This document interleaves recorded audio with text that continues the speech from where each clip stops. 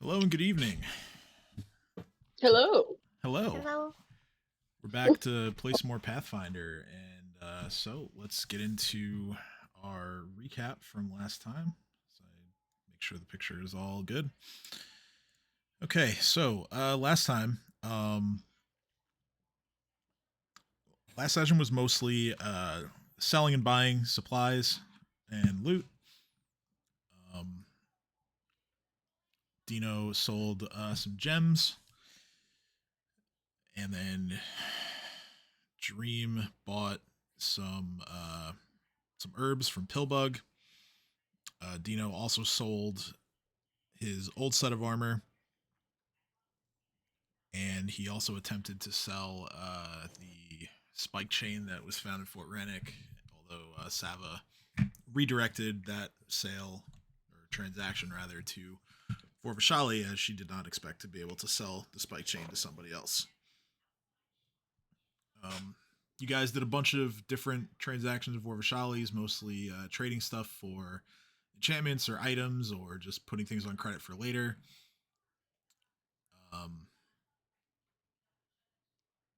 Cade picked up a Circle of Persuasion. Urzulin had sold off the music book that was found in the derelict ship in the swamp. Um, Did I buy any books? you bought some books. That was at the very end. Yay. Also, Dino had his Ironwood breastplate enchanted, and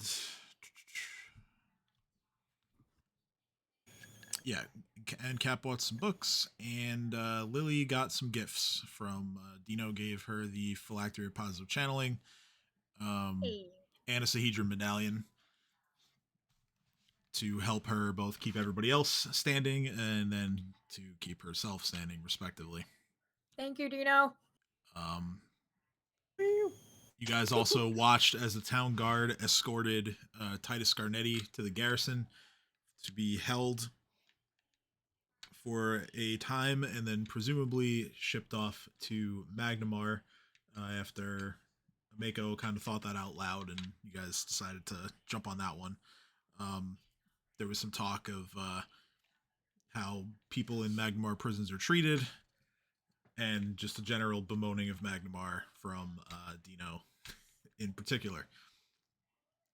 Um, there was then an impromptu tour of Sandpoint as Dino and it became just an increasingly larger crowd of people on this tour as Dino was leading Lily around with Cade, and then Urzulin joined in later, and the descriptions of people and places in the town became just more and more far fetched and fantastical the longer that it went on. Accurate, you mean? And Cade eventually stopped trying to correct Dino and just went with it, and it it was honestly funnier that way. Once Urzulin had caught up, Urzulin decided to stick to her character and play some pranks. She cast a pup shape spell on Lily to shrink her for a few seconds. And finally, you guys came to the Curious Goblin where you spotted Kat browsing. And Kat ended up buying two books about the Storval region, both the Plateau and the Stairs, mostly for the purposes of getting maps and other information that would be helpful in finding the place so that any attempts to teleport there are made easier.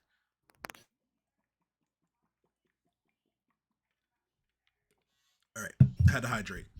So, with that, we left off with all of you in the Rusty Dragon after finishing up the tour and the shopping. It is late afternoon on Fire Day. So, what would you like to do? Cat's gonna go grab Sava and practice her teleporting. Okay. So, And by practice her teleporting, I mean I'm gonna go get muffins and blackberry brandy. All right, so you teleport to Roderick's Cove with Sava. Do you it- tell us that you're doing this? No, because I don't want to be tag along. Okay. Then I say No, nothing. because it's a date. Yeah, Okay. because then Kate says nothing. So, So I go. I do come back with muffins for everybody. So yeah, What? Cat departs to track down Sava to work on her teleporting. You have 4 slots, so making a there and back trip is easy enough for just the 2 of you. You make a beeline for blackberries and you buy yourself whatever manner of pastries and drinks that you desire. And then I come back, and we have a lovely time. You walk around, and then we come back, and I share muffins with everybody. Because Sava made me buy muffins for everybody. Because of, I guess, being polite or something like that. Kate's gonna do their best to patch things up with anyone that they've had any ill will with or any miscommunications within the town, and see if anyone in the town needs any assistance getting things in order. Because I realize that we are leaving, and I might not come back. Okay, yeah. So you take a quick round of the town looking for anyone to help. You spend a few hours doing this, well into nightfall before you come back. But by the time you're done, you have assisted in a couple of places, basically just getting their shops in order for the next day's business. Um, you have also repaired some more damage to a couple of the buildings in town. Really, that process has been moving along in the days since the siege, but you only quicken the efforts by offering a hand. And then I check in with Dino and see what he thinks the best course of action for our approach is.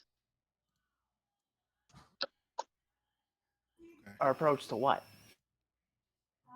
The Muffin Man? The Muffin Man. Right, so I can imagine the Muffin Man is weak to fire, so I got a perfect spell for him. Smacks themselves in the face and goes, you know, the giants, the giant gathering of the giants, the thing we're gonna go, or we were gonna go. Am I missing things here? No. Kay's just looking around, like, very bewildered. Why so worried, Kate? This is gonna be an easy adventure, 20 minutes, maybe an hour. That's it. 20 minutes in and out. 20-minute adventure. Kay just puts a hand on Dina's shoulder and goes, "All right, buddy, whatever you say." And then 12 days later. I'm gonna go try to get some rations, some more rope, caltrops, things to defend our camp since we're going to just go into unknown territory. Some like basic gear like that. Other Okay. than that's what I got So- for the time. Basic gear, you say? I know the perfect store for that. It's full of generals. Yeah, store will save some time. And insurance. But all in seriousness, we take down these giants the same way we take down everything else, one group at a time, and we murder them dead. All right, Wait, so is there insurance in Pathfinder? Like, are all these homes insured? Because that probably like, not. I would say probably I not. mean, clearly this town has stone giant insurance. All right, we're good. Yeah, the Stone Giant insurance is you guys, buddy. Yeah, Like, we are the insurance. you are the Yes, insurance. and I don't, and I only accept platinum pieces. Ah, I mean, okay. to be fair, guys, we did already have our first payout. that's true. All right, so point of order, Cade, how much stuff are you buying? I just want to figure out gold cost.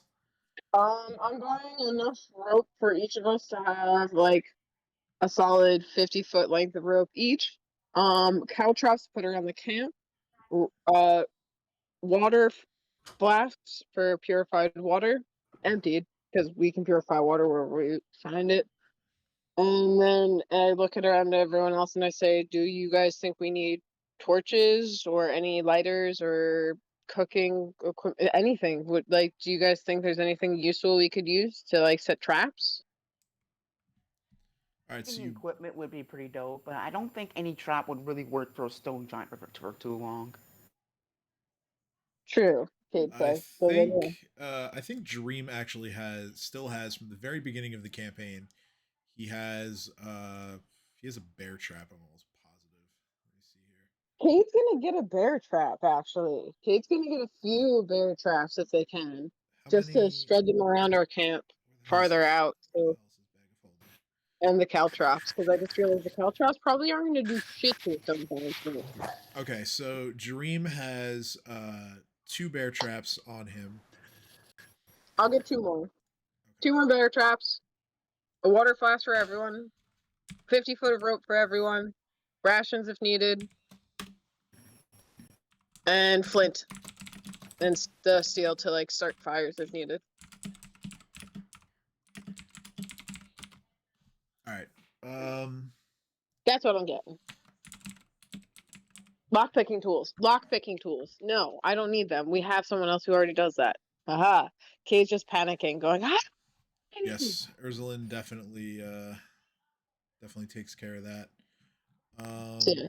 Kay's just going through a list frantically, going, do we need this? Maybe this? Or like kind of checking everyone's like pouches like from the outside, just seeing like what they have on and being like, okay, we're good there. And at the end comes up with that list essentially. And if anyone else has anything they want to suggest, Kay looks around and says, tell me now and I'll grab it. Cat's gonna be like, I'm actually gonna come with you because I have some things to sell. Might as well go too. All right. Sounds good. Yeah, And I'll then go Kay with. leads the way. I'll go to the general store with them. Okay. So general store. It's a miracle. Cat's actually gonna get rid of things.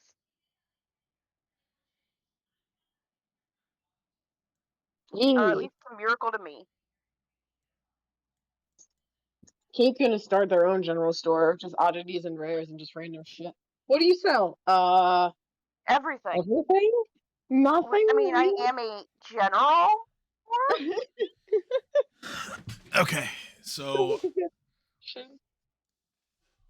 you get there basically like right as Shayless is starting to close everything up. Like I said, it's deep into the night at this point. I'm But gonna go, wait, I have things to sell. I brought muffins. And holds out a blackberry. Honestly, Kate just kind of looks at her, double takes, and goes, good buttering tactic. she waves you in, and after everyone's inside, she says, I'm only staying open for you. Just lock the door behind you. Take muffin? You got it. Does she take a muffin? And yeah, she happily takes a muffin. Okay. She looks at it like, hold on.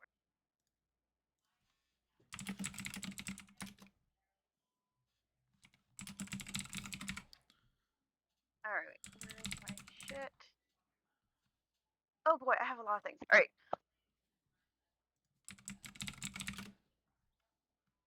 Cat is going to try to sell the silver holy symbol of Abador. Okay.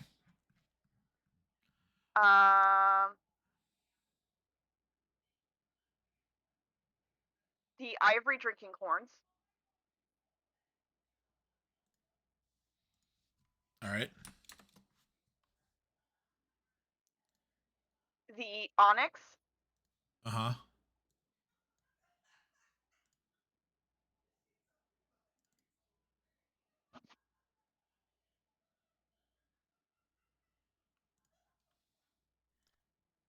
I will be right back.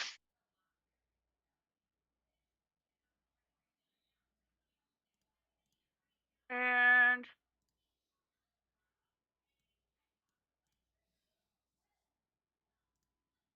That's it, because apparently I am a hoarder.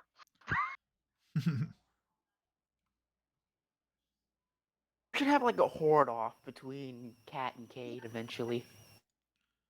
Also, don't take. So, Be an interesting competition.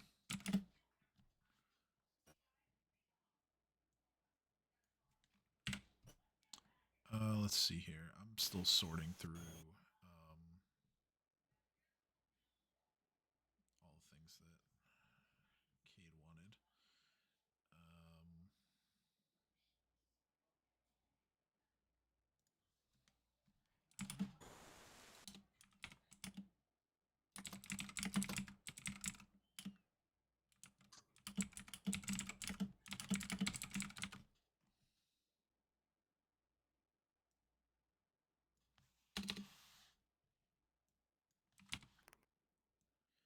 All right, so Shayless.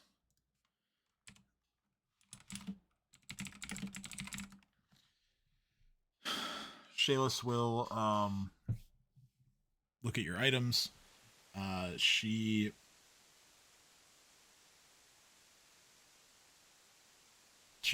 takes particular interest in the drinking horns. She just likes the design of them.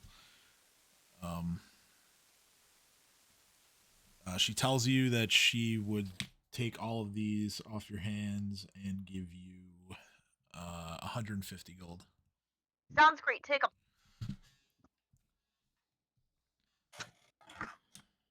And where's my 64, 60 plus 150 is 6610. Cool.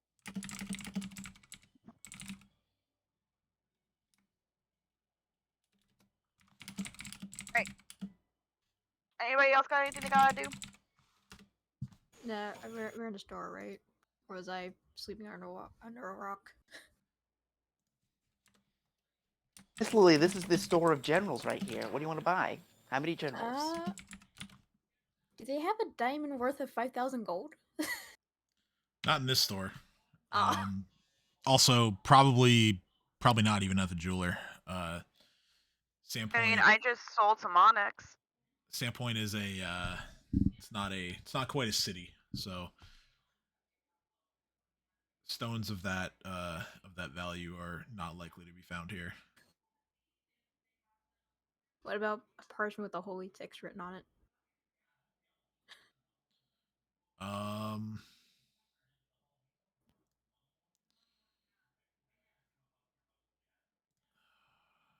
gotta remind myself of what we're looking at here. Oh yes, this one.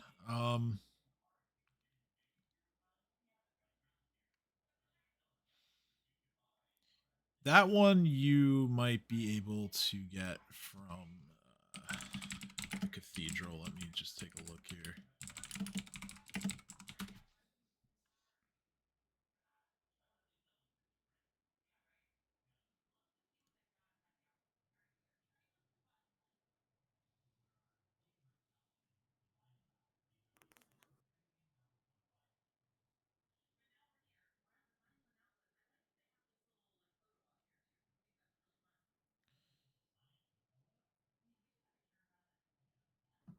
Okay, so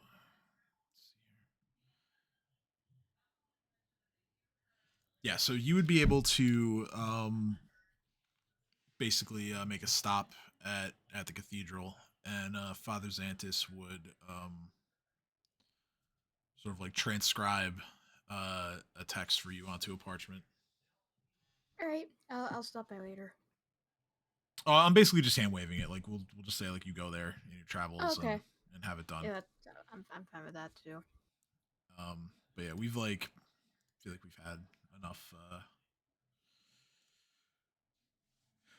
interactions in town. Excuse me. All right, so yeah, Kat gets her gold. Cade buys the items that they need. I hope I remembered all of them. bear trap, water skin, rations, caltrops. I don't know if I'm forgetting anything. Allie's muted. I know she was like away, but I guess I can always ask when she gets back, and I'll just add whatever. Okay, so anyone have anything else here at the general store or really anywhere else in town? No. Okay. So in that case, the next question is. I'm back. Hi. So I just wanted to I can hear. I just wanted to double check on the items you wanted before moving on. I got the bear trap, the water skin, the trail rations, and a bag of caltrops. Was there any? Oh, rope. That's right. Rope. Yeah, a 50-foot of rope, essentially enough for everyone in the group. And then Kate's gonna give everyone each their own 50 feet of rope, respectively, and just says, I feel like this can come in handy either if we subdue something or if we need to get to places. It is quite nice. I'm not gonna lie. Okay, so all right, that's another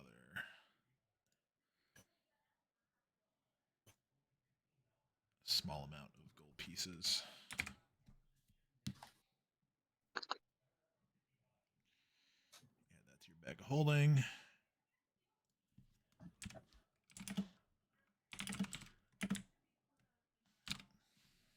So yeah, you buy enough rope so that everybody can have 50 feet worth. That's all in your bag of holding for the time being. Still with plenty of capacity left in there. All right, so with all your purchases done and most of your prep done as well, I guess my next question is, do you want to actually? No, not a question because Cat doesn't. I don't think Cat has enough 5th level slots left. So you guys are probably gonna have. You guys are gonna have to rest before going over there. Oh, before I go to bed, I go to this office and ask her if I can store some things there. Okay, yeah. So you make a quick run over to the armory. She is also basically just like locking up when you arrive. But she opens the door and lets you in. And she says, "Oh, you're really beating the clock here. What do you need?" Oh, I just honestly, I need nothing from the store. I was just gonna ask if I could store some things at your place. Oh, okay. What do you need me to look after for you? So I hand her the heavy crossbow, the silver chest set, the I thought I covered. I have to figure out how to.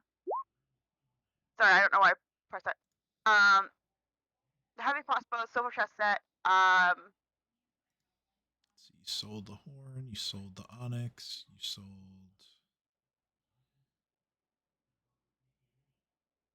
the symbol. And I'm missing forgetting the 4th thing that you sold. No, I think that was it. Just 3? Okay then.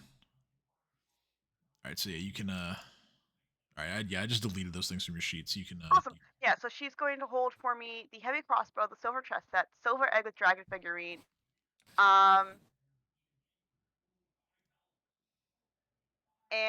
the painting of a queen.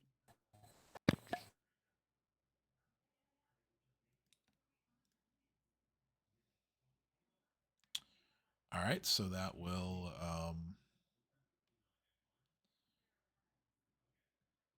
that'll reduce your amount that you're carrying by a good bit.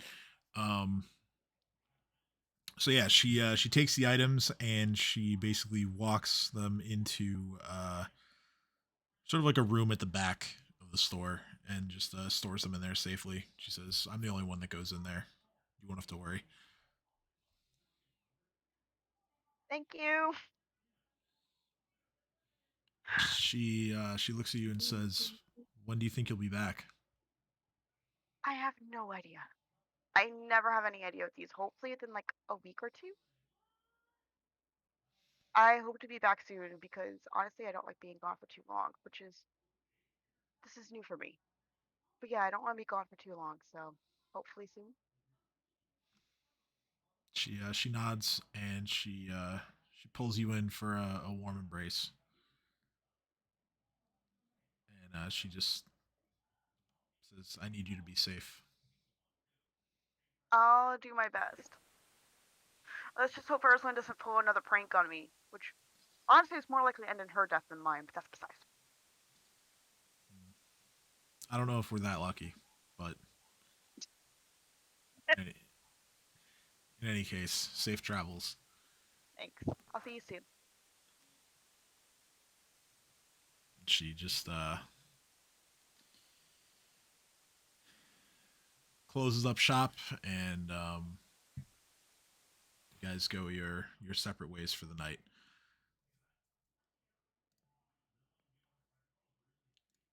Okay, so everyone goes to rest at the Rusty Dragon. Wake up the next morning on Star Day, the 29th of Neth, and the weather outside there is a light rain that is falling in Sandpoint. It is pretty cold. Obviously not cold enough for it to be snowing, but it doesn't feel too nice outside. It's kind of nasty. There's a wind, there's a decent wind coming in from the water, and yeah, like I said, definite chill in the air. So, as normal, Ameko makes you all a nice hot breakfast to eat.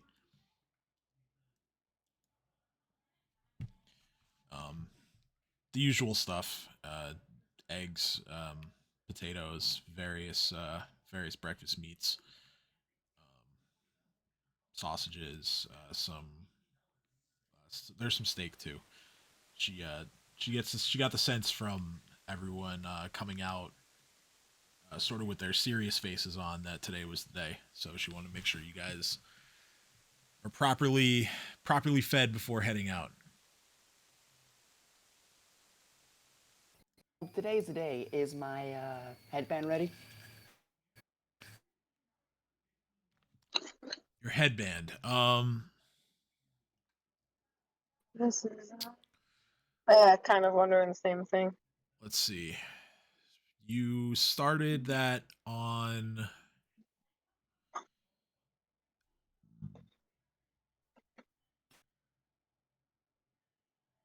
You started on that at the beginning of the last session, right? Sounds about right. Okay. Yeah. In that case, it will be ready. It will be ready at the end of today. Well, actually, you have to actually spend the time doing it. So it's gonna take one more day. So we can always just skip to that if you want. We could just say all that happened on the next day. But yeah, it's gonna take one more day to finish the headband. If it's not going to cause too much harm in taking that extra 24 hours to head out, then fine. Is there any way we could like pour over the information we have or find out if any new reports have come in? Sure. Go ahead and I'll just to make this. Jesus, a big ass fly just landed on one of my monitors. Um, we'll say just to make this simpler, we'll roll diplomacy to basically just gather information around town. Diplomacy. Okay. Basically, we'll have Cade will be going around and asking the townsfolk as well as the sheriff and the mayor if they had seen anything, heard anything. So before, when I was going around and helping out everyone, I was also schmoozing, trying to get some information, kind of deal. Yeah, we can definitely go with that. Okay, 23. None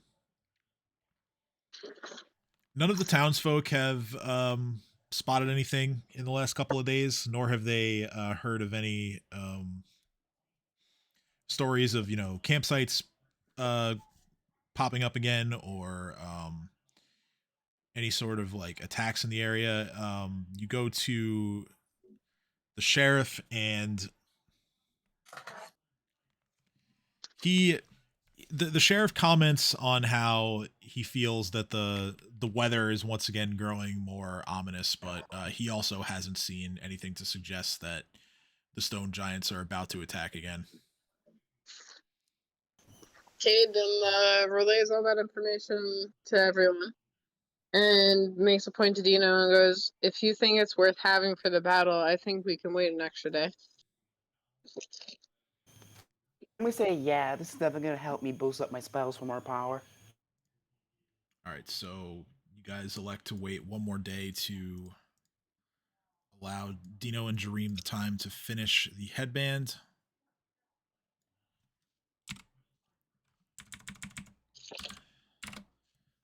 And on the next morning, sure enough, that is complete. So you've already deducted the gold. That's good. And we can now add that in.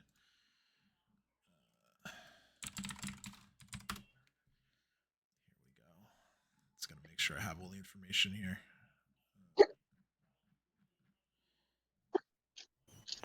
Headband. Don't mind me and my hiccups.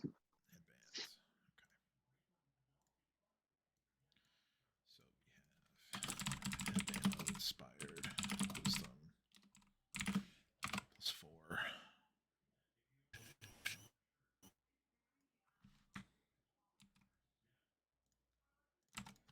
So yeah, by the time it's done, those of you, Dino, you don the headband and you immediately begin feeling more brainy and like you were better able to utilize your powers to your benefit. In terms of what it looks like, it is a fairly simple looking bronze headband that has some small green etchings all along it. But the headband is done. Your wisdom is now increased. Best of metals. Let's go. This also gives you some bonus spell slots. So let me add those. Yes. Ability scores.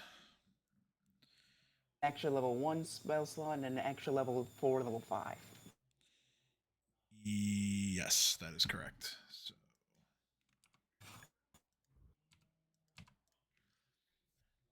all right, so those have been added.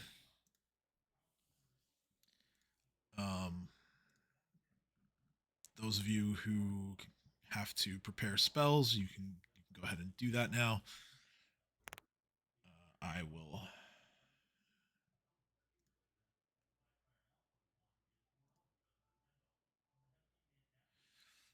I will make sure I am preparing for Dream because I'm sure he's going to want his stuff done.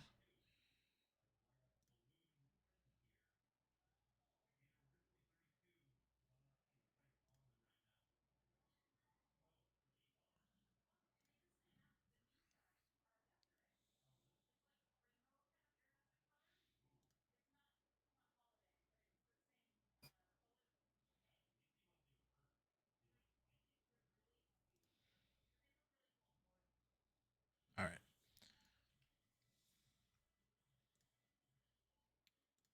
So,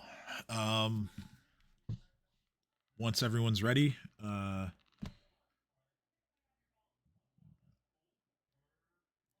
Kat, I guess you're going to be doing the honors. Are you guys teleporting from inside the Rusty Dragon or going outside? What's the weather like? Light rain, cold, a little windy. Yeah, we're doing it inside. I don't want to get wet. Okay. So, in order to do that, you guys basically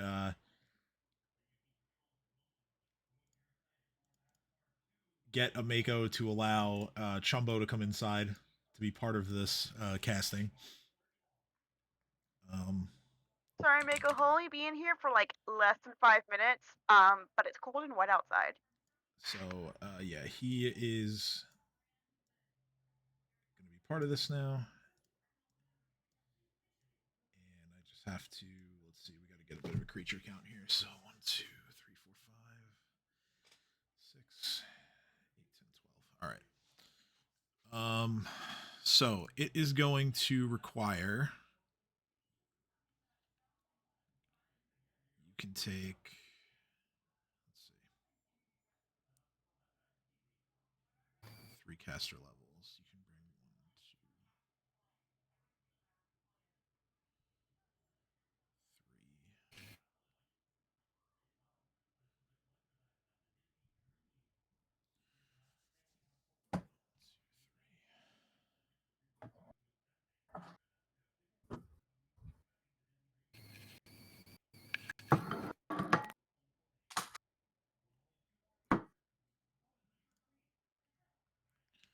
All right, so here's how this is going to work. I'm not going to count familiars for this. I feel like those of you with familiars can kind of just like tuck them in with your gear. Let's go. Now you also still have the scroll of teleport as well, so that will, if you want to use the scroll as part of it, that'll save you a spell slot. I look and I say, do you want to save the spell slot for the fight, or do you want to save the scroll for retreat? Because that's pretty much our options. Okay, so looking at everyone. I'm on board with either. I just want to get a collective consensus before choosing. I feel like saving it for retreating might be a better option. I have a question. Okay, what's up? Hold on, dude. I have a question. That spell scroll that I bought last time is not in my inventory. Did I not buy it? Did you not buy it? Hello? I want to say, yeah, I want to say you didn't buy it because Hold on, I gotta disconnect and reconnect. Everyone sounds like droids. one more time. One more time. Well, no, No, you guys sounded like straight up droids. Like. Jeez, okay, that's horrifying. But yeah, I remember it was a scroll of Summon Monster 3, and I remember mentioning it and saying that, you know, like, hey, it's on your spell list, and so you'd be able to cast it. And then I think you said something that you didn't want it because it was on, because you could already cast it. Oh yeah. Meanwhile, it's meant to like save you a spell slot. I mean, we could say that you bought it if you want to buy it. Yeah, I have the gold to buy it, so. All right, so yeah, let me quickly look up the cost of that. Because I was looking at my prepared spells, and I was like, do I want to summon this prepare summons monster if I had that scroll? But I couldn't remember if I bought it or not. All right, so yeah, that scroll would have cost you 400 gold. Yeah. Okay. So I'll use 10 platinum pieces and a 300 gold to pay for it. okay, sounds good. I'm trying to add the thing to the sheet, please. All right, we're good. Okay, so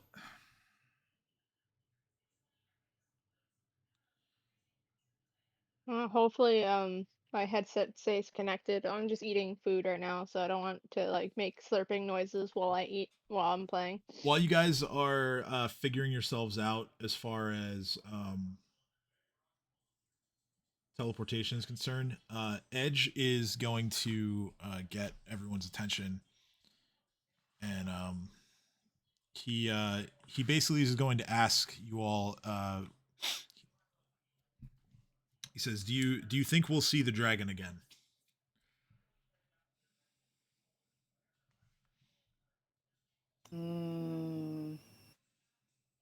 Sure we will. Not sure when. Kate kind of says, well, from what the stone giants were saying, what the dragon is looking for is here. So if anything, Sandpoint's gonna see the dragon again if we fail. The capture stone giant said that it was his leader that was looking for something here, not so much the dragon. Um, True, but didn't they also insinuate they were also working with the dragon? they are, yeah, they are working with the dragon. They had Okay, so Kate could be making a wrong assumption there, but as far that's as true, yeah, you're right. Kate's equating leader to working for what other thing is going to make a stone giant leader go, yeah, fine, I'll take the effort of uniting all the fucking tribes, unless something goes, I'm gonna eat you. Or find me something better. That was Kate's logic. I could be flawed. People could check me. I don't know. I could be wrong, like very much so. Okay.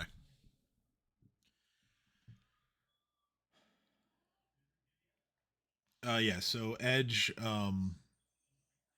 looks at everyone and says, "Well, I I mean, do you think we'll see the dragon where we're going?" I don't. Kate kind of says maybe. I I, wish I had a better answer than that. he just says, "I don't want to I don't want to complicate things too much, but the dragon is my priority." I look at Edge and I say, well, it feels like if you can manage to take the dragon down, regardless of where it is, it's going to help both sides. So if we occupy the giants, then you can spend more of your focus on the dragon. And if, well, you're focused on the dragon, we're not going to have to worry about it as much. Very well. I will join you in your fight. At least if the dragon And is over there, then being able to teleport will be a great help. Kate also looks at everyone and says, as long as everyone else agrees, I also don't see why, if we find information that the dragon is not there, that we can't help you by giving you some supplies and helping you get into the direction it needs to go.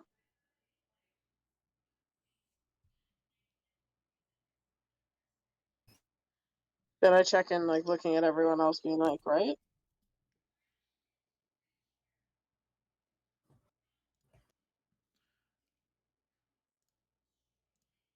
Without getting any responses here, So, to sort out the teleporting.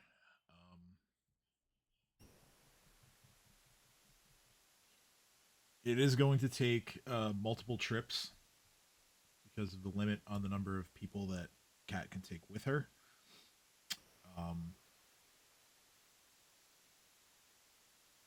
So if you guys are ready to go, then we'll sort through that. sure. I'm ready. Okay. I'm ready. I'm ready. I'm ready. So on the first trip, Kat teleports herself as well as 3 people with the familiars. So that's one casting.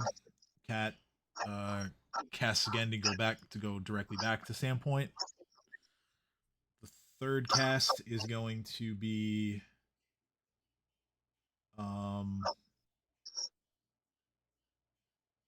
Dino, Edge, and Lily. Fourth cast to get back, and then unfortunately you will have to expend the scroll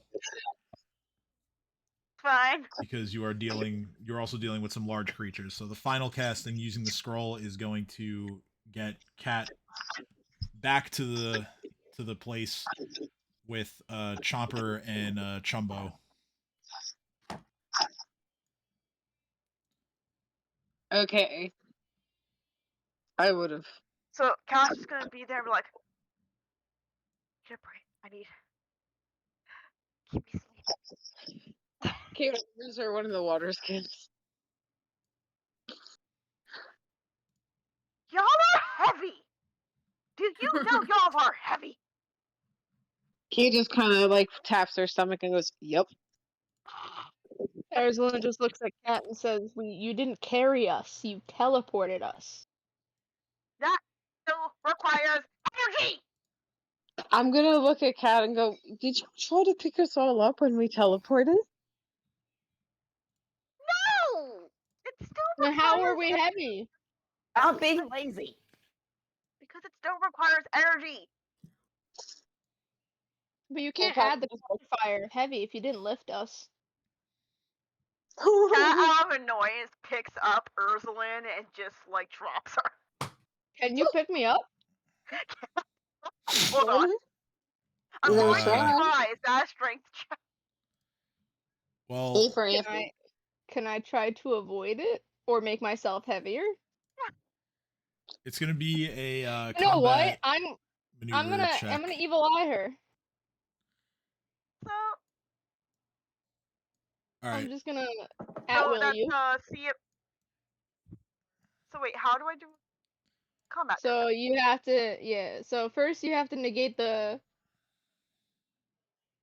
Well, that an 18 fails to pick you up. Oh, that's true. Fails to even grab That you in is the true. first place. So yeah, you Weakling. you come at Ursulin to try and pick her up off her feet, and she just swiftly sidesteps you.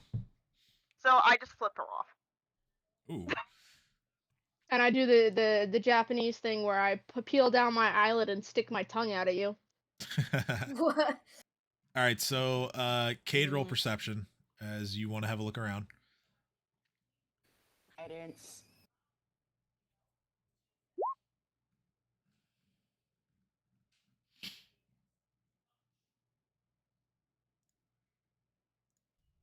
Oh, I can't eat all this soup. 19. Not Okay. with that attitude. Yeah, right? You got to just believe in yourself some more. Did you not see the photo of how much soup I sent you guys? I did not see it. I will look at it now. Go look at how much soup it is, okay? It's a lot of soup. It is a lot of vegetables, and I'm full. I can't actually tell how much soup that is because it's an overhead view of the soup rather than a Okay, lower here. angle where I can see how tall the bowl is. Okay, Alright, I also, got you. I got you. Hold on. Here's the bowl. emphasis E when you say soup is amazing. Soup. Soup. Oh It my makes me so goodness. happy. Soup. I'm a That's child. just how Okay. I say soup. Why are you making All fun right, of me yeah, saying that soup? that is a I'm fair not amount of making soup. fun of it. I'm not making fun of it. It makes me happy. That is absolutely a fair amount of soup. I respect. Anyway, so 19. I'm at the soup store. Why are you at the soup store? I'm buying clothes. Why are you at the soup store getting clothes? Clothes. Lily also with a 19. Okay, so Oh, can I make a perception too? sure. I have 10 ranks in perception, not 5. I gotta see what it Maybe does. I just rolled really well. Oh yeah, I can find what that does for you. So 10 perception ranks is come on website. Here we go. Skills, perception. I am blind. No, you're not blind. You're just I mean, 19's slightly pretty solid. It's just that nearsighted. we are really good in perception. All right, 10 ranks. The I'm distance blind. modifier on the DC Lily, of perception sorry, checks you attempt Brianna, is reduced roll to over our numbers and you'll see what we rolled plus the +1 modifiers. per I'll just copy and paste it. Ooh, you get a +5 bonus on perception checks to notice or locate an invisible creature or object. Oh, I'm wearing, guys. I'm wearing new, like a new outfit. Oh no, you don't. No, you only have 5 ranks. Your bonus is over 10, but you have 5 ranks. Oh, I misread it. Yeah, sorry. How do you have 10 ranks in perception? No worries. Okay. I So I have astigmatisms, and sometimes I skip lines or read over the line over in columns and stuff. those of you who have spent the time. Can I use my thing? What thing? Can I smell the gems? Put the mask on? Yeah. Yeah, I'm gonna have the mask on and the robe on, and I'm just gonna look like a decked out totem.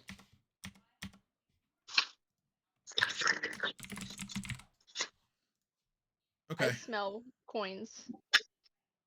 I smell coins. That's smell literally what man my new flesh. ability is. No, I believe it. I'm Kate just looking at you slightly bewildered and being like, I smell coins. All right, I so chose you. I chose this. Ursuline putting on her miser's mask. New man. Let's see here. Okay. There aren't any gems or coins within 30 feet. Yeah. I'll hop over. Now, as far as what you guys see, so the weather up here, there is no rain. However, it is significantly windier and a bit colder up here on the rise. Um, any of you who would have spent time with Kat looking at the books that she bought, quickly realizes that Kat has teleported you all to more or less the right place. What you see before you is a massive staircase. Um, where you look around at the cliff sides that are on this area. Those of you with better perception rolls take the time to actually like go to the edge and see how far up you are. It's probably like 400 feet. Um, there are ancient looking monuments flanking the stairs on both sides. And you also see that there are statues here on each side. Um, these are thanks to some of the knowledge that you've gathered about him through talking to Brodert or otherwise.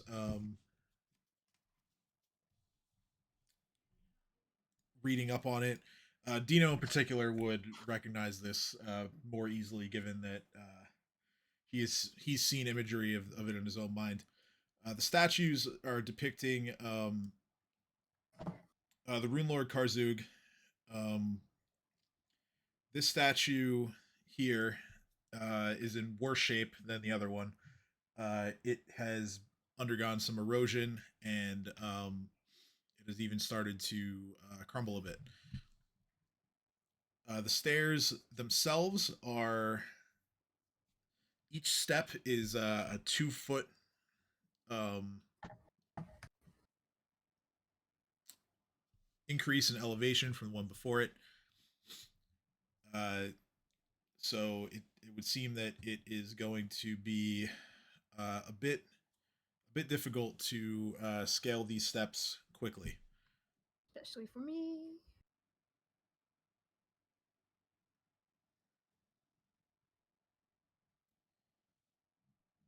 With that, I am going to ask for a group stealth roll.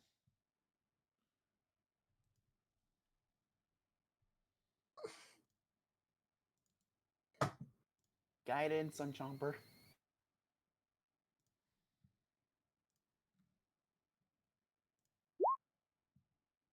-1, Jesus.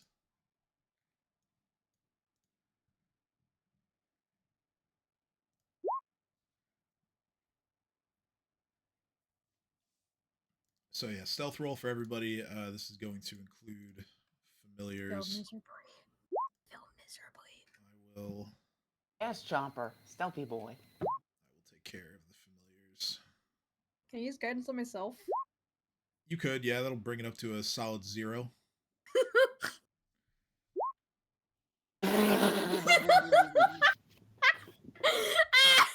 Speaking of, In my defense, Chomper got a nat 20, so it balanced it out. It's fine.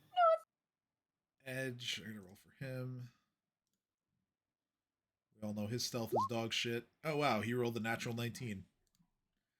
That becomes a 14. Okay. How did I get a -1 if it's 2 + 3? 2 minus 3. 2 plus Oh. negative 3. I should have put more into stealth. 2. I use 3. guidance on myself, by the way. I have 0 for stealth. Yeah, I just need Cat and Cade to roll stealth. Yeah, that was my bad. I totally. It was just.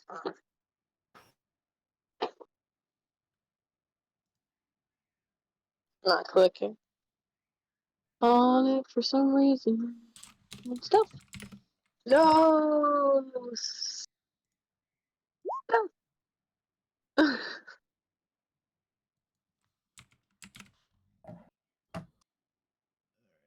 still heard. Oh, I don't have any sniping abilities, but that's fine. And Cat rolls a natural 20. So Balances out. Gotcha. Whoa. now to do some math.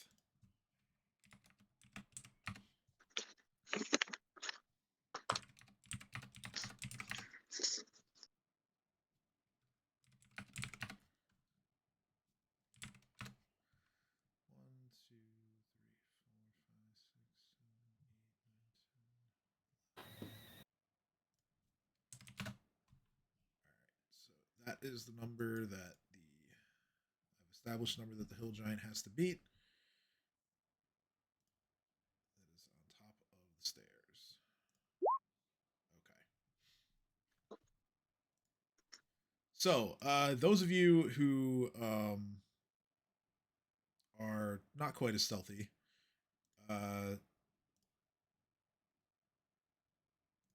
your allies, luckily enough for you, are going to make up the difference.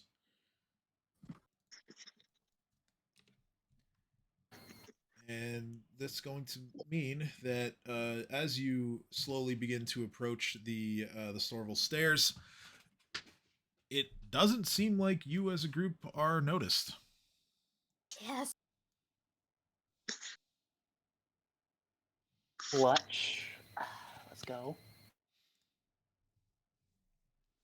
I look at everyone and say, okay, so where do we go first? This place is massive. Cage is kind of looking around, like a little bit overwhelmed. I immediately point to the hill giant. I say quietly, we should probably deal with that first. Do I smell any coins underneath the hill giant's ass? Go ahead. You're not close enough to determine that. Make him tiny. Fuck. He is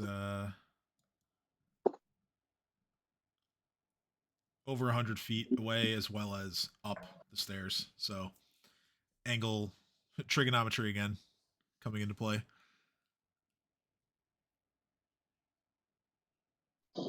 Pythagorean theorem, not trigonometry. Well, that's part of Which- trigonometry. Well, it doesn't matter. It's got its own name. Yeah, well, you have your own name. Yeah, and who just left? We lost Allie. Okay. All right, so what do you guys want to do?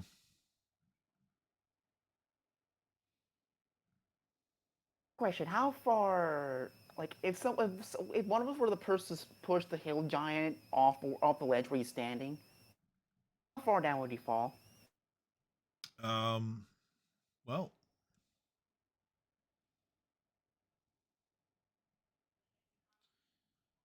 me count that up.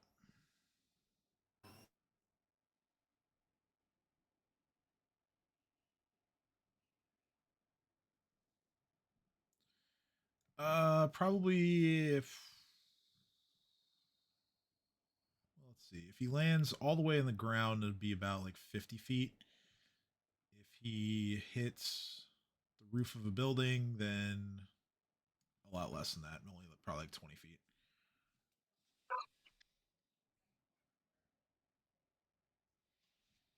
Alright, so not worth it.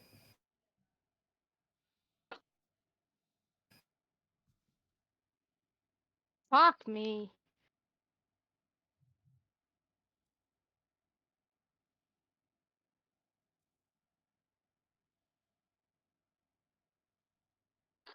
I got disconnected. You want to give me a quick rundown after everyone started explaining? I mean, we really haven't done anything. We're just trying to figure out. Well, basically, like, you guys haven't been spotted yet, and we were just talking about like what you guys want to do as far as like approaching or yeah. Do we have anything we can hit him with to put him to sleep?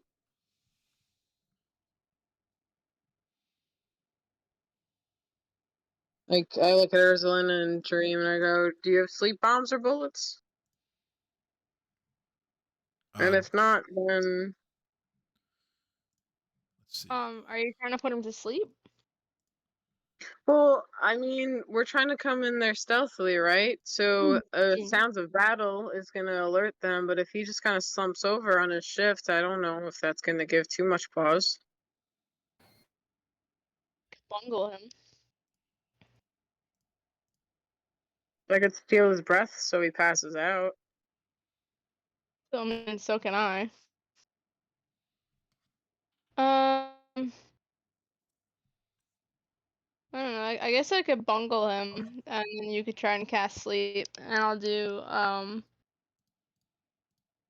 Well, I yeah. only have deep slumber, which hits multiple targets. Or steal. Also a reminder that bungle doesn't affect saving throws. Well, then I can evil eye him. Okay.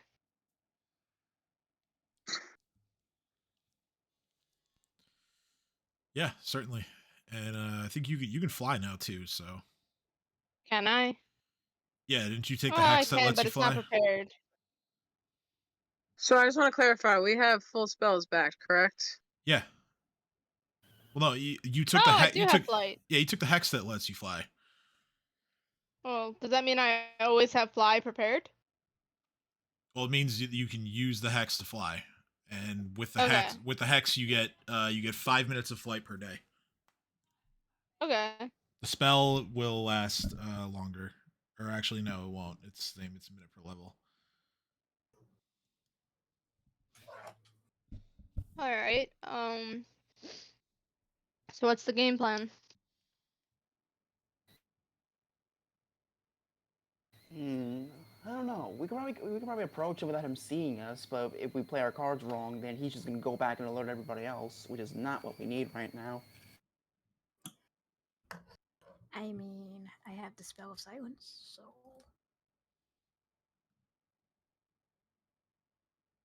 You know what? We'll just do this.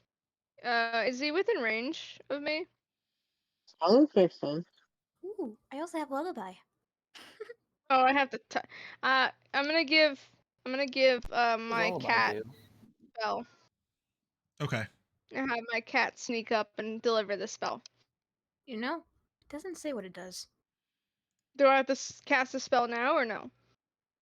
Yeah, you cast to give it to Fluffy, and then Fluffy goes. And then Okay. I'll roll for Fluffy to All right. stealth Yeah. up. Yep. Roll stealth. It's gonna take Fluffy a good bit to get up there, because Fluffy basically has to just like leap up to every single step. Can I cast flight on Fluffy? The hex can only be cast on yourself. No, I mean the spell. The spell can be cast on Fluffy. Yeah. Yeah, so I'm just gonna get rid of that because I don't need that. I don't know why I put on Water Walk when we're inside. Come on, son of a bitch. I didn't update my spells from last session, so because I thought we would be doing more last session, but I really didn't do much last session. So I cast Fly on Fluffy. Okay. So you cast Fly on Fluffy. Fluffy Have fun. takes off and heads towards. I'm also gonna guidance his thing, so it's a 19. I have to Alright. cast guidance though. All right. So Okay, yeah. so it's a 19 for stealth. Okay. The Hell Giant rolls a 20 Damn. on perception. So what happens is Fluffy gets all the way up there. The Hill Giant What is it who gonna do against a cat? The hill giant who has spotted Fluffy on the way in picks up a boulder and then basically just like throws it It's a down. fucking cat. He's throwing a boulder at it. What No. the fuck? Let me finish. He throws the boulder down off of the edge of where he's standing, and it lands on top of this building here. And Hold on. Wait, what building? I gotta zoom out on the map. Hold on. Show me which building again. I'm pinging. It's the closest Okay. one to him. Yes, thank you. I see it. So he does that, and as Fluffy is getting to this hill giant, several more of them are going to climb up the ledge and This is a assemble. long shot. I was hoping it would work, but apparently he rolled really well on perception. Character. If Fluffy dies, I could always summon him back, right? It's going to cost you some gold, but yes. Yeah. Okay. Good. Good. That's all that matters. All right. So all of these hill giants I would think that they wouldn't kill a cat. It's just a cat. climb their way up there. Well, Fluffy is going to deliver the spell. Oh, there's multiples. I thought there was just one. No, there's a lot of them. I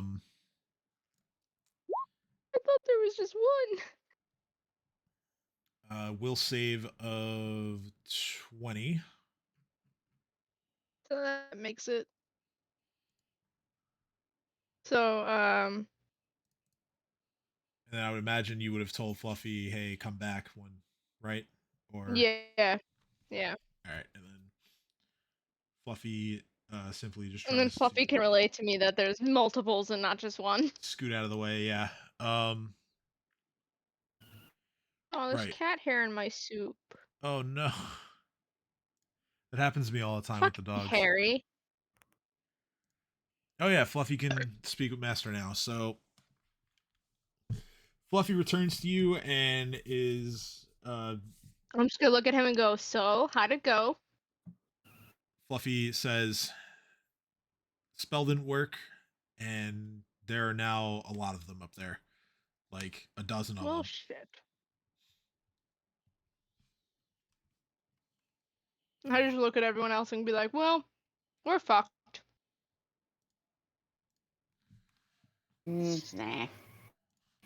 If you get me close enough, I can get at least a few of them to fall asleep. But I don't think it's gonna solve our problem. Is there possibly a I could catch secret fly way again. in? Oh, I have another spell that could be helpful. Too bad I don't have it prepared. What about Lullaby? Can I? How long would it take to cast a spell that's not prepared? A day, because you'd have to prepare it. Bummer. Do I have that spell? Hold on. Or can I swap a prepared spell? Because I have two. I don't know why I have two prepared on one. So Kate's gonna offer to knock this group out. Well, did you do your spell prep or not? No. Okay, so No, I didn't. let's. Well, yeah, that I did cast fly, so we'll keep that one there. cast fly and you cast aboleth's lung. So those have to stay, but Yeah. you can go ahead and prep anything else that you want to prepare. All right. Well, we'll do detect secret doors because that would be helpful. Moondine's curse. Shadow trap. No, I don't know why it's two there. I want one. And then we'll do a healing because actually no, we have two healers. I don't need to heal. We'll do bungle. I'll do steel breath. And what does umbral weapon do again? It's pretty sure it's just a buff for your weapon. And, I thought it exactly what was. does. It's behind the target weapon, potentially damaging foes even when the weapon misses. Oh yeah, we'll do umbral weapon. And then I just need one summon monster, and I have the summon monster scroll, so this should be fun. I could summon 2 monsters. Alright. Alright, I'm good. Sorry that I didn't do this before. No, that's I fine. was making soup for a long time while you were doing spell set. I was like, my microwave wasn't working, and the soup was cold, so I had to cook it for like fucking 10, 15 minutes No worries. on the stove. Okay, so I could use my spell now and detect secret doors. Yeah, if you want to. But I have a feeling there's no secret doors. So first, I'm going to perception first. And I hope I roll really high. Okay. Well, that was really high.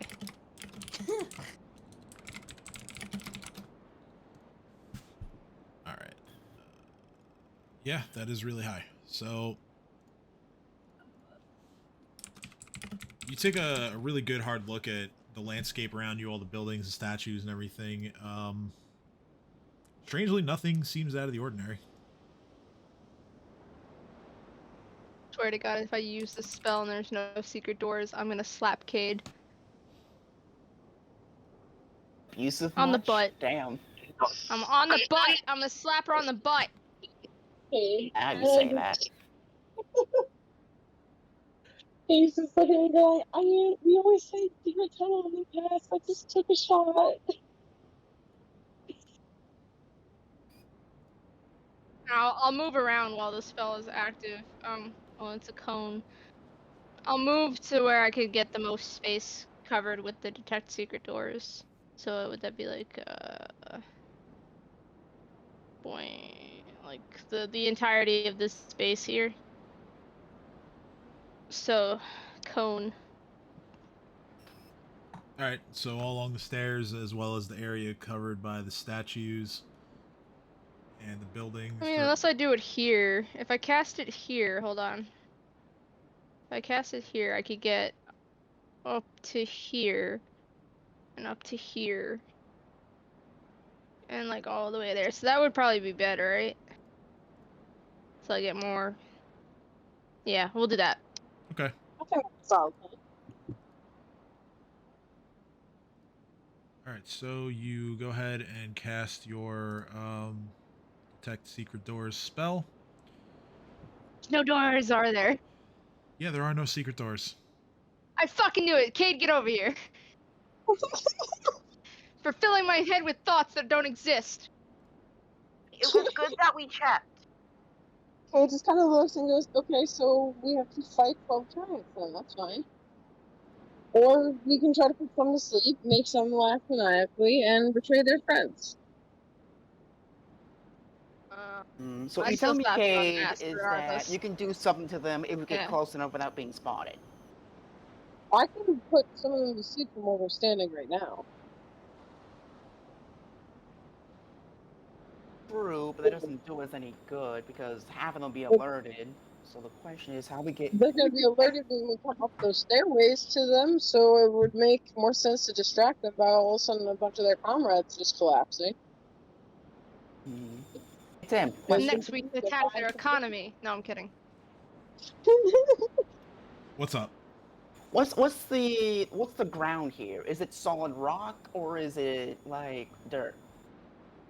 Dirt. No, solid rock is technically a form of dirt. No. Rock is rock. Really? Is dirt.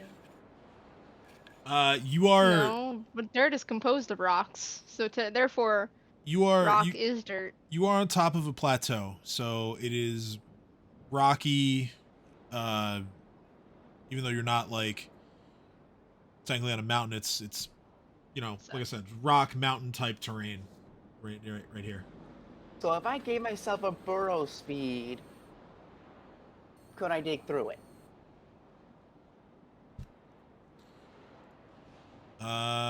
Probably.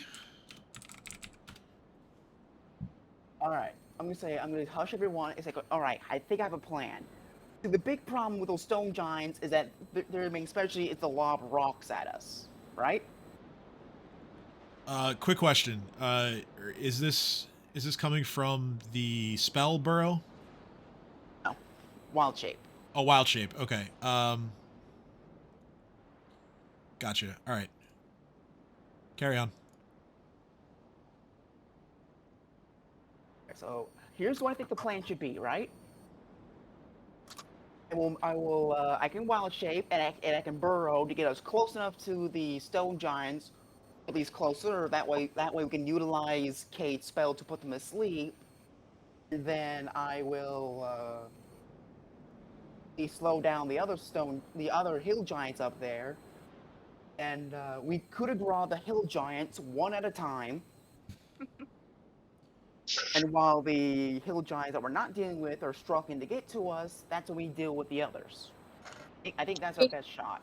Hey, what Jake kind of looks at Dino and says, I like your plan, but also we could just use it to get rock. Wouldn't it be more ideal that we just managed to get past them with some chaos, give some distractions in different directions away from us, and somehow get us up the hill without them really knowing we're all here? would it help if I casted a lullaby? It could, honestly. Real, Just because I'm looking at Dino, I'm like, if you can build dig us a tunnel, we can just circumvent them for now, and who knows, possibly enter in a lower part of the structure. not to interrupt. I just have a rules clarification on the burrowing aspect here. Burrow speed allows you to tunnel through dirt, but you cannot tunnel through rock unless the descriptive text says that you can. Damn. So that would be in the stat block of whatever animal you're trying to turn into. So if it's not there, you cannot burrow through stone.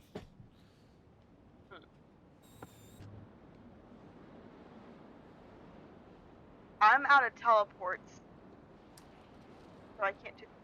I mean, I could fly. But So this the dirt here is mostly rock. That's the problem. Yeah, it's pretty solid rock. So then Cade says, well, we have two options. We put some to sleep, get close enough to send another distraction to keep them away from us, and we sneak up through the rocks and the steps one at a time until we're all past. And I guess one of us can be, well, essentially distracted fate if we do start getting caught.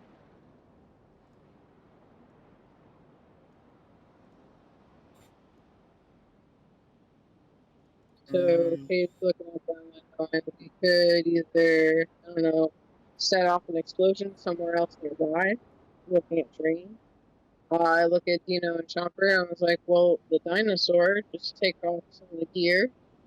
Don't make him look like he's a known dinosaur. Have him go through, distract them. We could have, put up a stone wall effectively to shield us from the view. We could have Ursula fly up and distract them and scout them away or shoot someone, etc. Or the big bandits. We could use Cat to set off a storm somewhere else. We could use Willie to help with distractions and him in case we get caught. They just kind of looked around and was so really, we have options, but I think stuff really, and the rest of us getting known better. I don't think we should engage right now. And that's my last piece, though. Kate says, packing up a bit. Alright. Like, good ideas. The only problem with the distraction idea is that I don't think we can get them away. I'm pretty sure they're just gonna lob rocks at whatever tries to distract them, and trust me, those fuckers hurt. So it doesn't matter who we send out there, we're not gonna take. Like, even when I go out there, I'm not gonna be able to take many hits before they bring me down. No, that's why I was saying we can set off stealth somewhere and have Dream, when they take one of Dream's bombs with us, so an explosion goes off and they go check out, investigate whatever that is, or their attention's there and we approach from a different side. Dream kind of perks up at that idea. He says, yeah, I could fly up there and throw a couple bombs. That's what I'm saying. What are they gonna do? A fucking owl just drop some bombs on them. They're gonna try to react to that, and by the time smoke clears, Owlman's gonna be gone, and we'll be up the hill, running up that hill. Come on, guys. Increase his ammo count for his bombs because he would have made new bombs. And then I ask everyone else what they think. I just have one question. Yeah. Are we using the lullaby spell or not? Cade looks at and says, "If they catch us, I think you should use it on whoever's closest, so they one go unconscious and two trip up anyone else behind them chasing us. So if you want to have it readied, I think that would be a smart idea." Lullaby spell just makes it easier for them to fall asleep, though. I don't know if it actually puts them to sleep. Well, no, but it'll help me with my deep slumber then even. So like we can tag team. Just Okay. pew pew. Yeah, I'll have it ready then. Cool. So then I'll have a deep slumber ready as well. As we're trying to sneak along and waiting for Dream's explosives to go pew pew, unless anyone has a better plan. Oh, are we gonna take them down, or are we just gonna go right past them? Because I'm pretty sure if they hear any commotion up or up, we're gonna have to deal with them later. Well, you said we're gonna have to deal with an entire army of trolls, so if we can infiltrate and get to the more important ones, maybe we won't have as much resistance later. That's my only thought. Yeah, my only issue is that if they are alerted of us, we get attacked from the front and behind, so it's gonna be even harder to retreat. Well, that's the whole point, is the bombs going off isn't gonna really seem like us. It's gonna be dropped from an owl far up in the air, in a direction away from us, and then we're gonna go win. Hopefully, to their unawareness. Kate says that's the hope and plan, is to stay safe and not let them know we're infiltrating. I mean, if it goes wrong, then we fight, and like you want anyway. True, but I'd rather not deal with two groups at the same time. And two groups, I don't What? mean the Hill Giants, I mean like a group we have to deal with later, and then this Fucking group no. that we failed to deal with. Send it to someone else and ask them. All right, for the purposes of what Dream is doing, I'm going to have him make two of his bomb allotment for the day are going to be fever fire bombs. All right. So then I look at him and say, okay, so how do you want to handle this? Do you want to have Dream attack one side, or me and... Do you guys want to split it and do half and half? What I think we should do is what you were stating earlier is the same plan, except the only difference is that as the bombs are distracting the Hill Giants from before, we can either... Wait, roughly how long do they stay asleep for example? Quite some time. Unless something wakes them up. Alright, quite some time. Yeah, it's minutes per level in without something else waking them up. So you're looking at 11 minutes per level. Like I said, unless something wakes them up. So like 33 minutes. Whether it's like, well, yeah, it's 11 minutes per target. Yeah. Yeah, without, one of the other ones like slapping them awake or any sort of damage waking them up. Yeah. If you just put them to sleep and then leave them there, that's how long they'll be out for.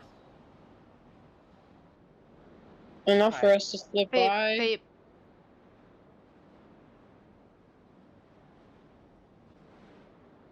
Alright, so what I'm thinking is that we get the left side. Oh, we'll get the left side distracted, and they'll go somewhere else to figure out what the bomb is, right? Then you guys should have enough range to put as many of the on the right to sleep as possible. Then we deal with the ones that were originally on the left, and hopefully, if the Stone Giants and the Hill Giants don't figure it out and wake up their teammates, which they shouldn't be able to, then after we take out the guys on the left, we just coup de grace the Hill Giants on the right one by one. I'm just saying, like, want to slip past them, but my only issue is that even if we successfully slip past them, we cause noise further down, which we're going to eventually do anyway, then we have to deal with whatever's in front of us, and then these hill giants behind us. So my plan is like take them down one group at a time. You hear the giants beginning to organize themselves up on the top. Kate just kind of puts her hands up and says, "Whatever everyone wants to do, I'll do."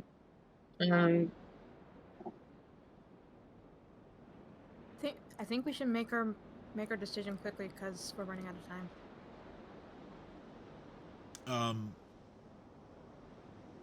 I'll take a perception roll from anybody who wants to roll one right now. Guidance, I got this.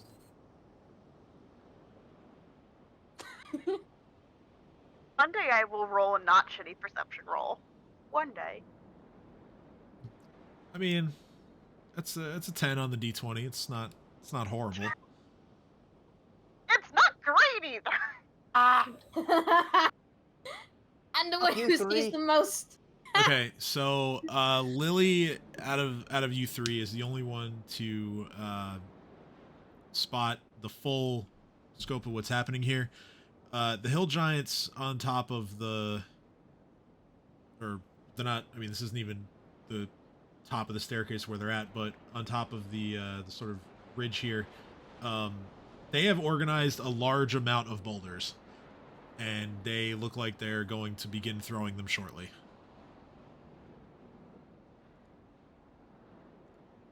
I think they're about to attack us with rocks. God damn it. Alright, so the first thing to do is that try to get them all together, and then Kay will send off the deep slumber. Should I cast Lullaby? Preemptively? Wait for them to group up first. Fair enough. Just remind myself of, literally just entered all this information into your sheet. And let's see, 100 plus 10 per level. Okay, it's a 10-foot area. Got it. Okay. Alright, Drape. Yes, sir.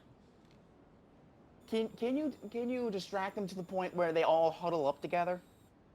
I'll give it my best shot. And he's going to, before he goes on his way, he is going to he's gonna take some drugs, of course. Before he also goes, I'm gonna cast Bark Skin on him to increase his chance of not getting fucked if our plan goes south. Alright, go ahead and just hit that spell for me so I know what to add to. So Could give him Iron Skin. Well, can't. Iron Skin's only for me. Like, literally, like, I can't give it to others. Is it really for only yourself? Oh, it is Yep. purple. I can give Bark Skin to others. That's unfortunate.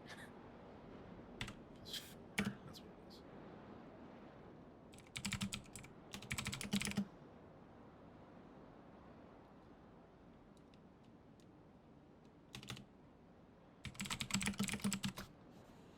Alright, so Dream now has Bark Skin on him. That is a +4 natural armor bonus to his AC. And that lasts for a really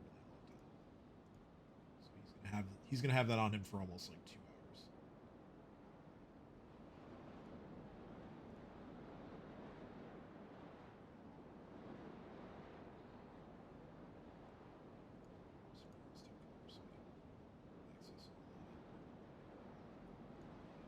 Got it.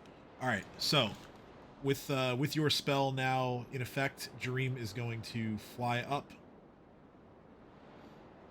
It takes him a couple of turns to get close enough. He is going to circle overhead the hill giants to try and get them to move a bit closer to one another. I'll have him roll a bluff check, I guess, because he's trying to deceive them into doing it. Okay, 16. I'll roll Sense Motive for the Giants to see if they break formation.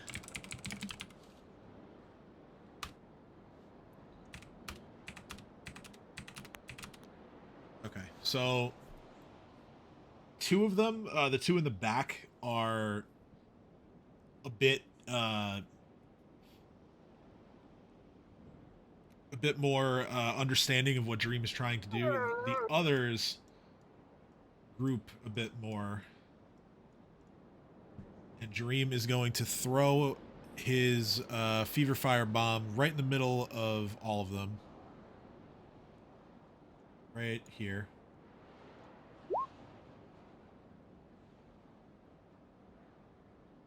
All right, he throws one bomb and he hits with a 26, dealing all of them 6 points of fire damage.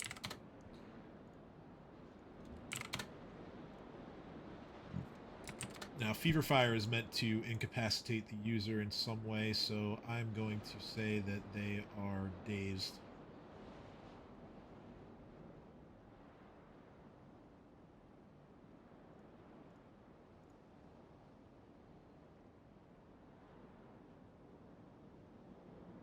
Now, Wait, so all 4 of them are dazed?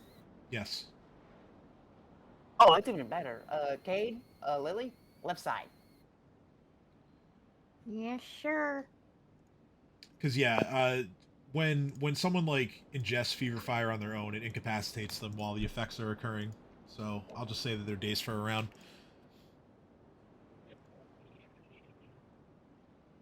Whereas So the two in the back are not affected, as they did not group up. With that, there are going to be a couple of rocks thrown at Jareem, and both of them miss.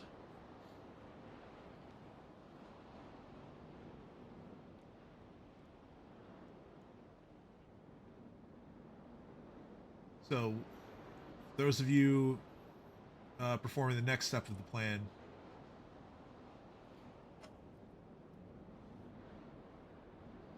what are you doing? As we're gonna put the left side to sleep, I'm going to cast Thorny Entangle on the right side. Okay, go ahead and hit that one. We'll go ahead and mark that.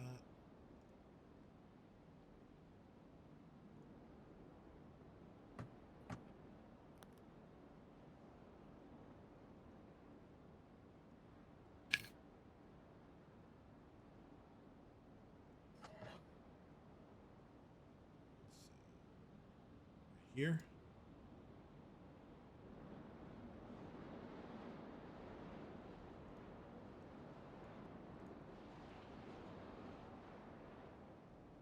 Here. Yeah, I know. I have to. Just figured I'd be specific on what point.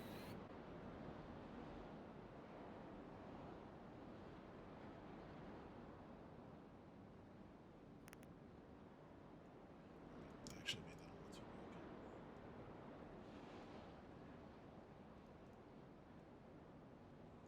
Oh.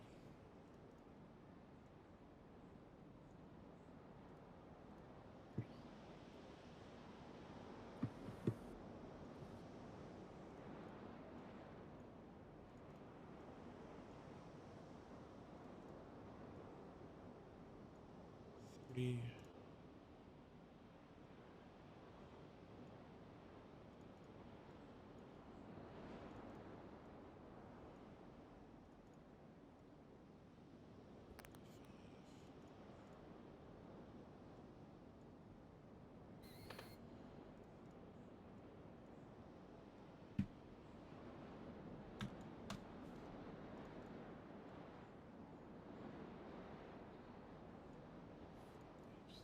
Further.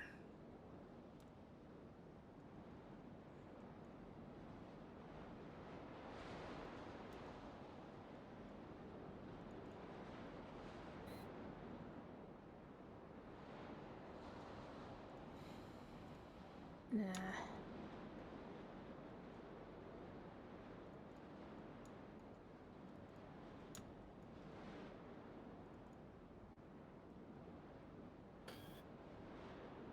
That's just about good enough.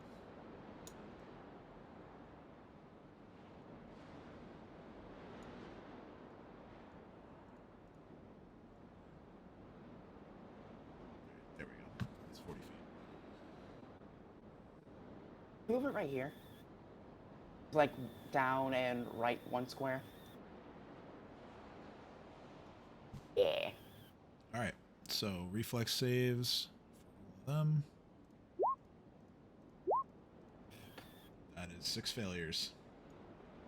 Let's go. Aid.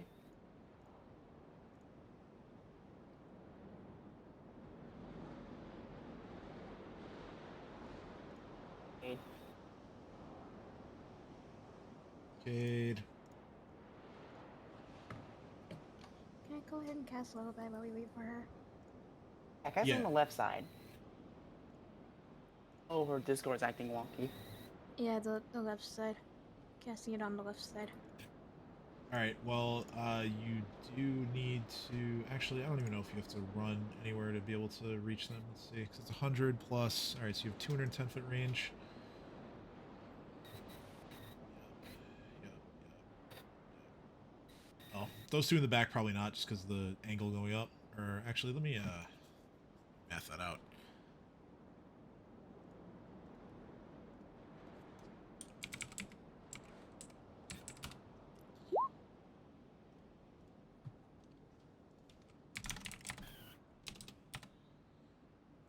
Yeah, you can reach all 6 of them. So Yes.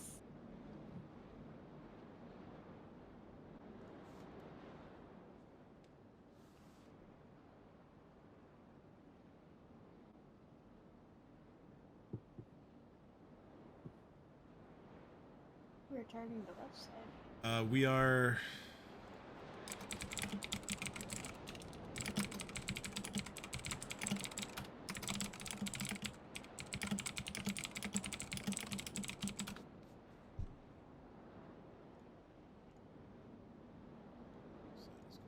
Will saves for them. Oh, I didn't put the DC in there. Oh,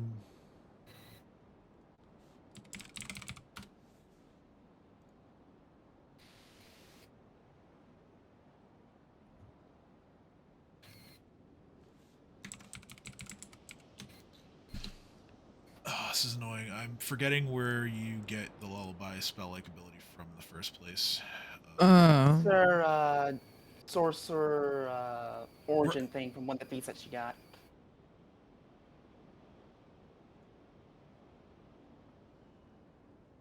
It's not the life mystery.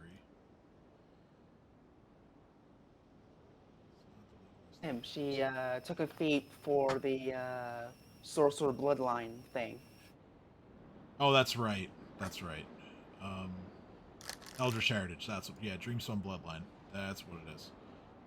Okay, so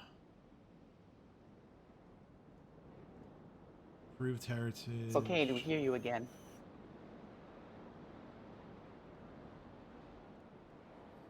At least we did for a split second. We did hear, yeah. Okay, so that increases the penalty on the save.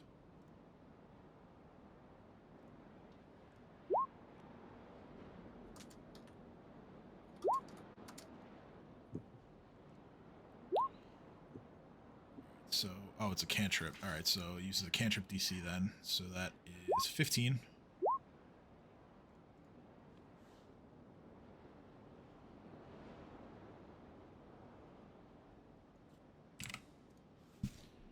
Taken care of. All right. Will saving throws. I think that was 6.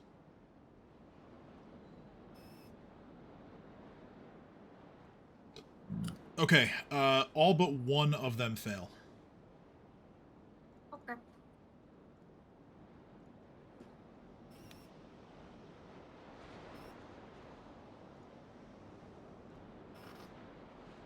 Succeeded. Yeah, and the one that made it only barely made it. He rolled a 17. The rolls were 12, 11, 8, 9, natural 1, for a total of 6. So those of them are going to take a -4 against Cade's Deep Slumber.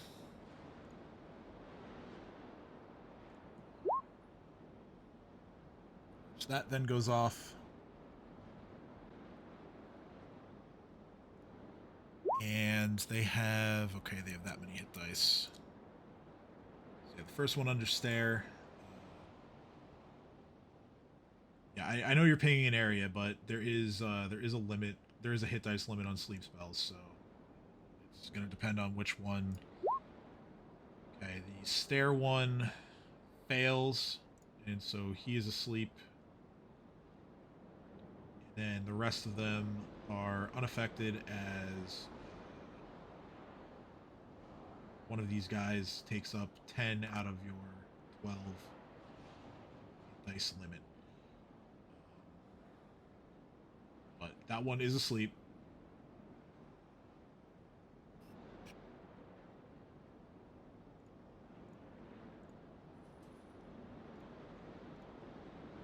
Yeah, no, I know. Alright, so yeah, you've put one to sleep. There are now vines and entanglement happening up top, as well as Dream is still in that area, having just landed a bomb. I think at this point we can roll initiative, so let's do that.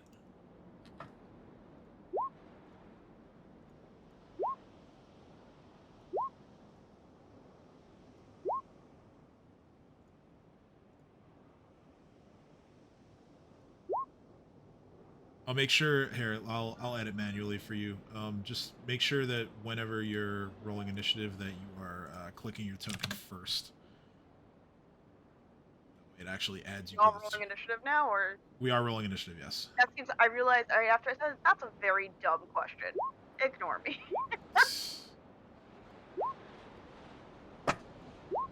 I got 21 and 20.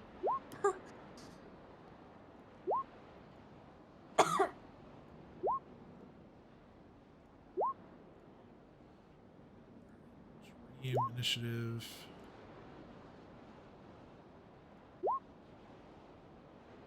Was yes, I already updated the spell description for that.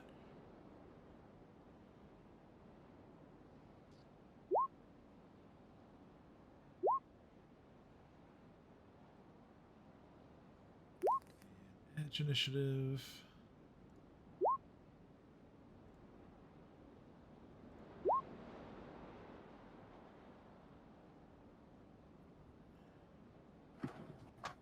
I got it.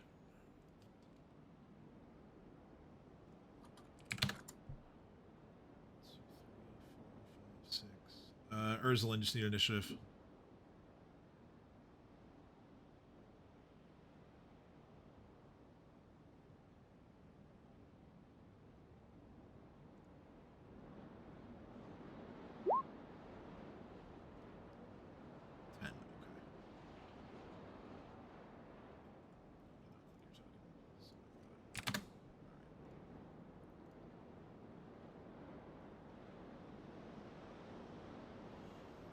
Some ties here.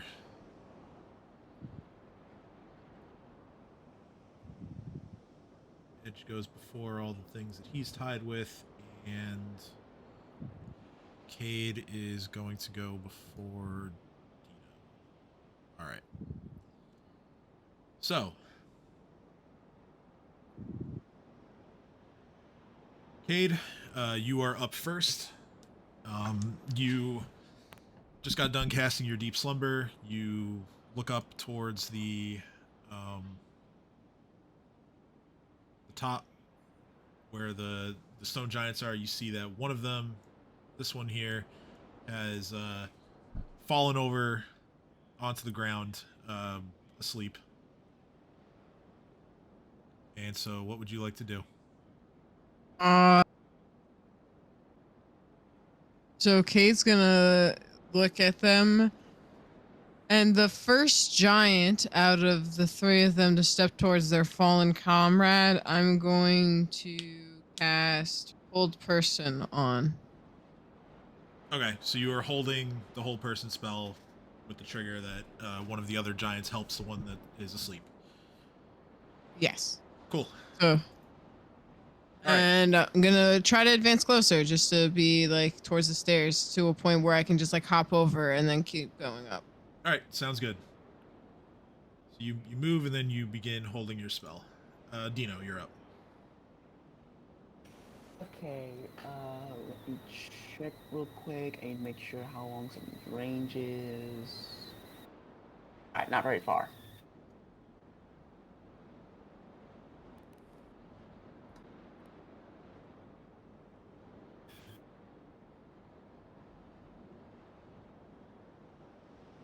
Um,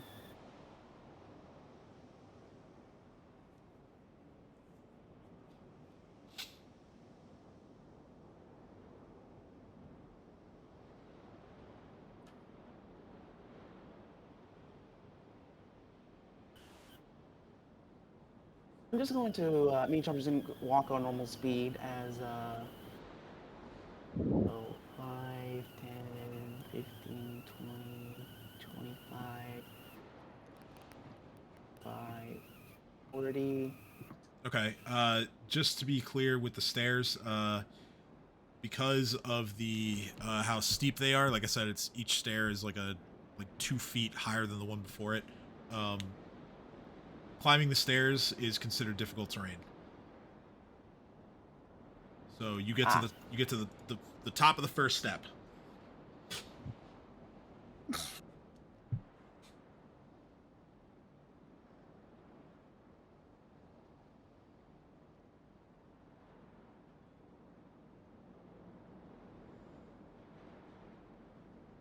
Well, yeah, Can't do. every step you climb costs 10 feet of movement. Alright, and then I'm gonna cast Iron Skin on myself. Okay.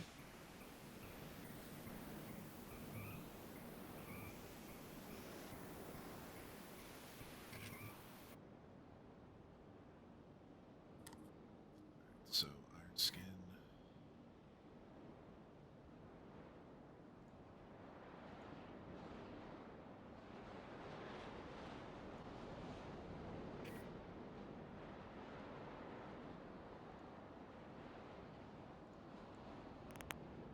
Right, and then yeah, you're gonna have Chopper move, I guess.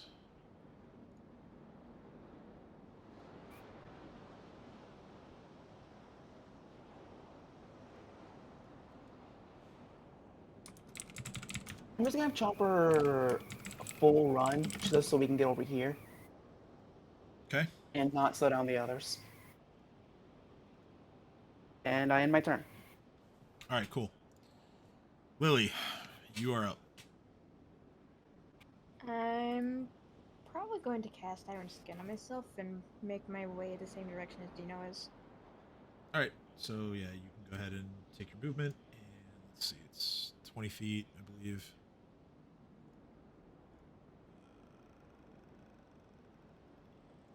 I can move that far, right?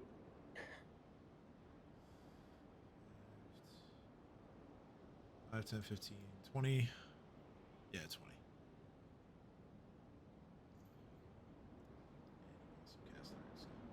That's the end of my turn. Cool. It is Cat's turn. So I'm actually going to move closer a bit. And I am going to cast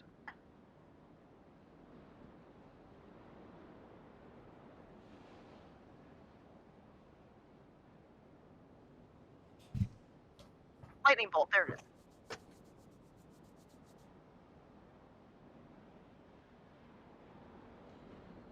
Lightning bolt. All right, so I'm gonna try to hit it in between these 4, like in that little space between these 4, so I can get all of them at once.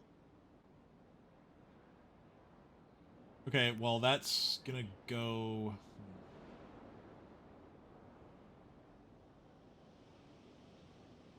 Wait, hold up. Unless I misread it. Although yeah, they are taller than Dream. As long as it's got to be. Hold on, I gotta Hot snap. Like, wait, I think I may have misread this. Hold on. I still want to do the spell. I just think it's.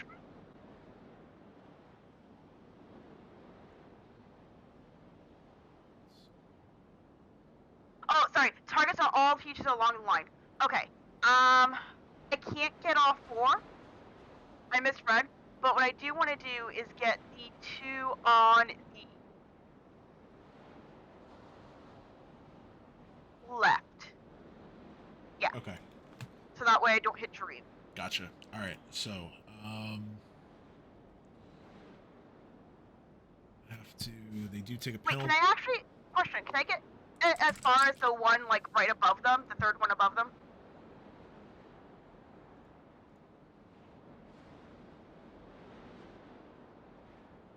Damn, too far. Okay, never mind.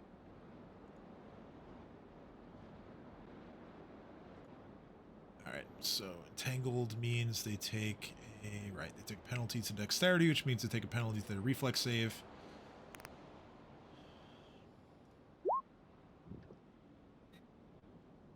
Those are both failures, with one of them being a natural 1. So Nice. yeah, they each take 41 points of damage as your lightning bolt crashes into both of them and gives them quite a shock. Sweet. Alright, I'm gonna turn there. All right, it is Jareem's turn. He brought all of his bombs with him. He's going to throw just a regular bomb into the group once more. That is a hit.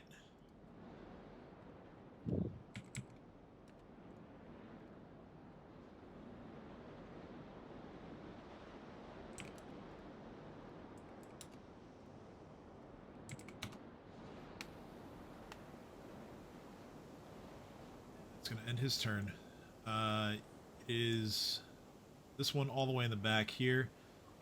He is going to throw a boulder at Jareem. That's a miss. He rolls a 10. Edge will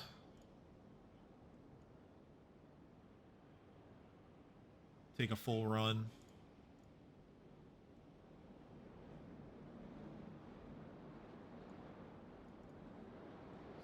It's 50 feet, 60, 70, 80. As he climbs. Now we have a bunch of hill giants. So we have... First 2 need to make reflex saves in order to try and get out of the entangle. They fail.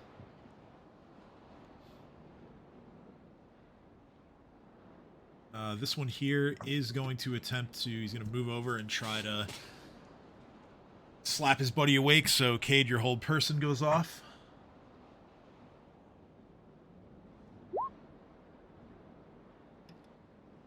So I'm gonna roll that now. Or what's the game lets me? Boom. Okay, the saving throw is a 24. God damn. So he avoids being paralyzed, and he just slaps the bejesus out of this sleeping stone giant next to him. Hill giant, excuse me. Waking him up. Damn. And the other hill giant that is over there, well, he... Actually, yeah, this one shouldn't have even gotten a save in the first place. He's dazed, so he also does not get to make a save. That brings us to Ursulin's turn.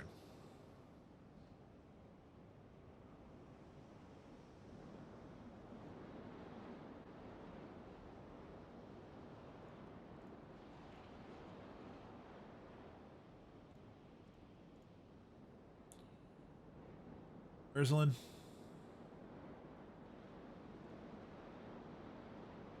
Oh.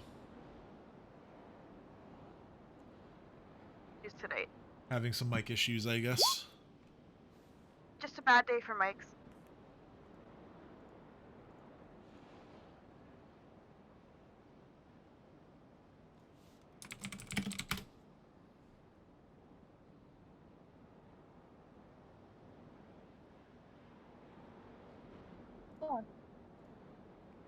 Hello?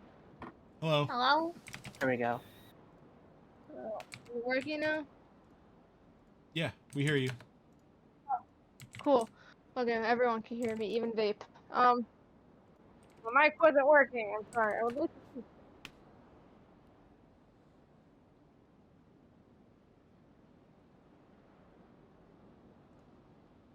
Wait, I'm in my game. I want to see someone. Okay, I will. Hmm.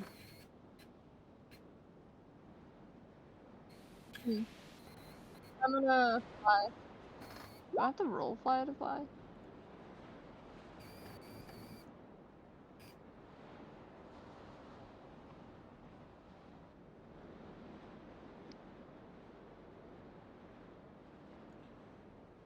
No, you don't have to roll a fly check. Fly check is only if you are getting hit while you're flying. So yeah, you cast your flight hex on yourself, and you give yourself the ability to fly.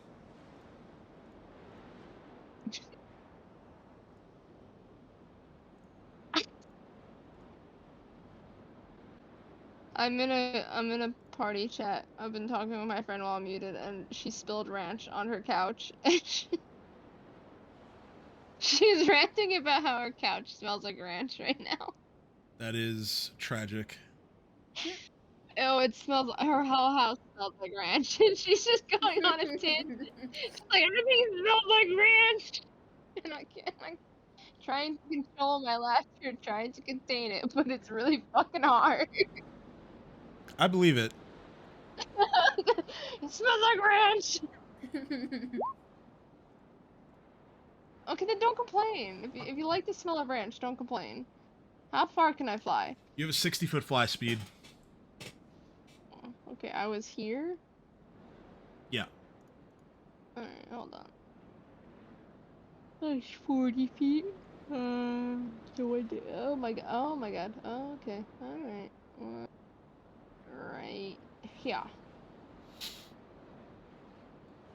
Now, can I shoot with my scope? Yeah, you can shoot these Cool. two and the ones behind them. Alright, well, since I moved, I can only shoot twice. So I will shoot twice. Let me make sure rapid shot's off. It is. Okay. Rapid shot would be on in this case because you're No, I'm only shooting twice. right, but you moved, so you're firing once regularly, and then rapid shot is how you're getting the second shot. It's not a full. Oh, what's the third one? That's only on a full attack if you move 5 feet or not at all. So rapid shot gives me 2 extra shots if I only move 5 feet. No. So you get 1 extra shot for only moving 5 feet or not at all, which that's out of the equation because you move 60 feet, and then you can get 1 extra shot from rapid shot. So rapid shot would be on if you're shooting twice. Oh yeah, then yeah. Actually no, I'll just shoot once. I'll shoot a couple times next turn. All right.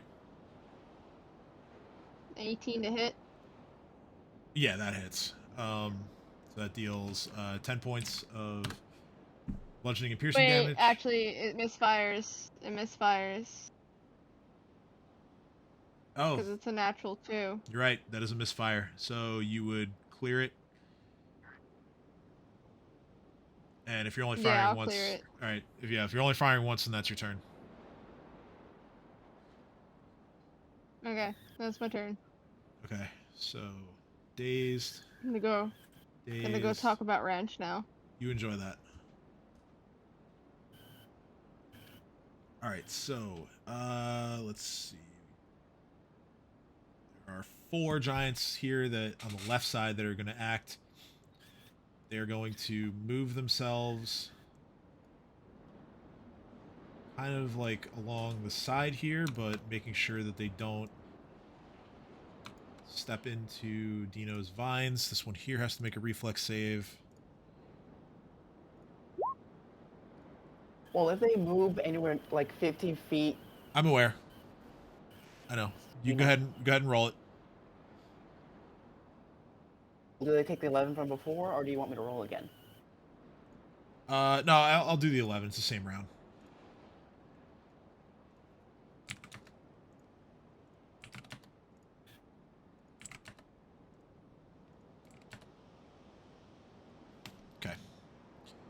So yeah, they are going to those four rather.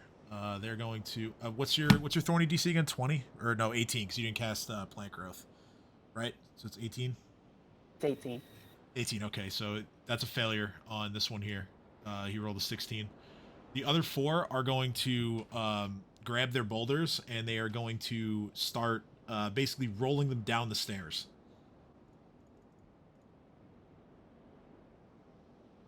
So those boulders are now traveling down towards those of you who are on the stairs. We're back at the top of the round. It's Cade's turn.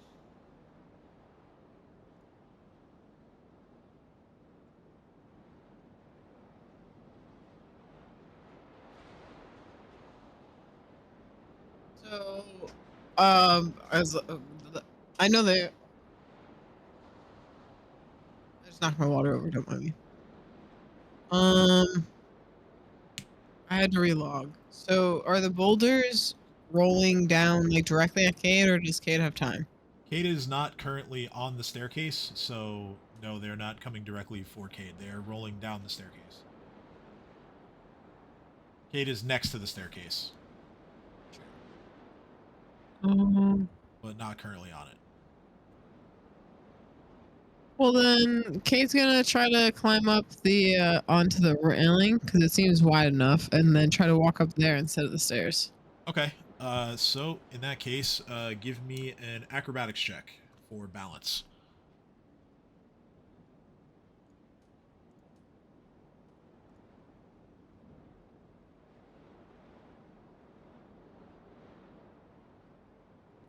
$15. Yeah, that's. I'd say that's good enough. You managed to move along the railing, and because you're on the railing, even though it's kind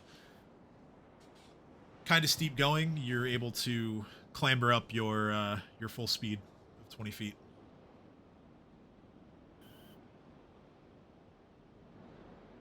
All right. So then, knowing this, I got 20 feet. He's awake. Yeah, he's awake. Can I use my full action to just advance? Dance? Advance. Advance. I Sure. mean pants. I could try to go pants in one of the hill giants. I don't think they would be thrilled. I don't think that's the best idea, but yes, I guess you could try. Actually, could try. Just roll something back. He would not be under the effect of your stare. He's out of range. But But that, would, that but would doesn't really he be matter. under the effect of her pantsing? I mean, if Cade got all the way there, then yeah, potentially. While I was passing Dino and Edge, I'm going to implant tricks on them, if that's cool. Go ahead. Yeah, it's a swift to do that, right? Or Yeah. okay. With where I'm at now. So yeah, you sort of. Well, you wouldn't. I don't know if you're able to reach Edge. You can certainly tag Dino with a trick. Okay, I'll hit. I'm gonna reach and try to reach Edge. If if I don't reach, then I don't reach. That's I understand. Okay. Well, I would say. Here's one question though. I want to just understand: would these rocks be considered a projectile?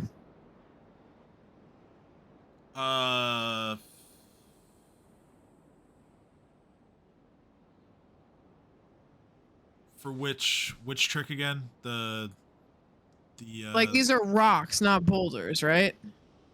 No, these are like boulders. Then never mind. Yeah, That clarified it for me. Okay, they're pretty large. So then I'm going to put a compel electricity on a Dino. And I'm copying and pasting that.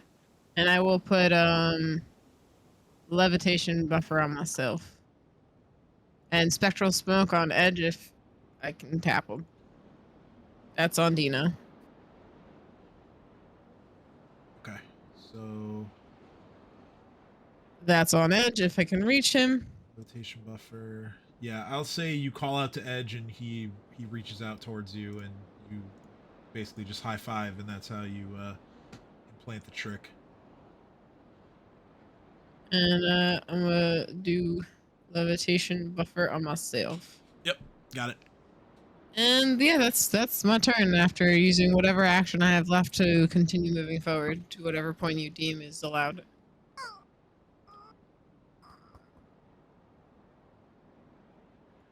So I would say that you get to this sort of like landing here, and you hop off the rail, and judging by where the boulders are heading down, you would pull yourself off to the side right here, just to ensure that they will at least pass by you harmlessly. I feel like that's fair. Okay. Yeah, that's what I was thinking. I just didn't know if how far I would be allowed to go up. So sweet. That's Gotcha. right on my turn. All right, Dino, you're up. All right, let me see. At 40.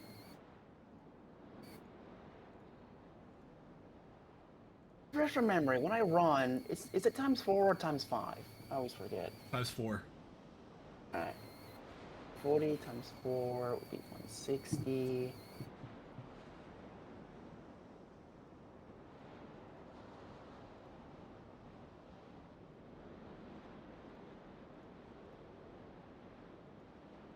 So if I full run, even with the stairs, like 2 blocks here, I move normally. So yeah, you would just take your total movement and almost cut it in half, because yeah, that would be 80. Well, let's see, it would be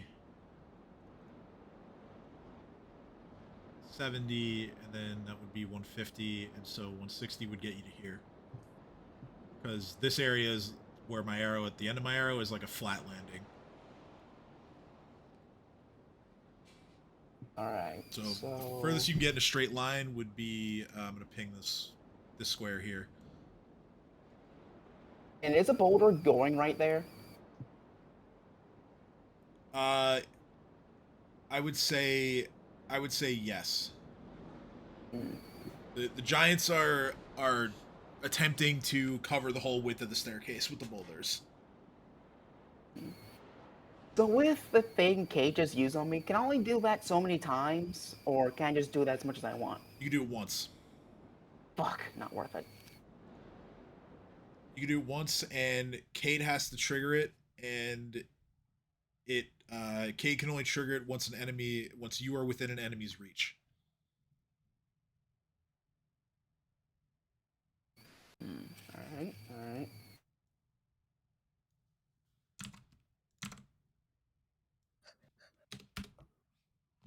If I go over the railing, can I get to right here?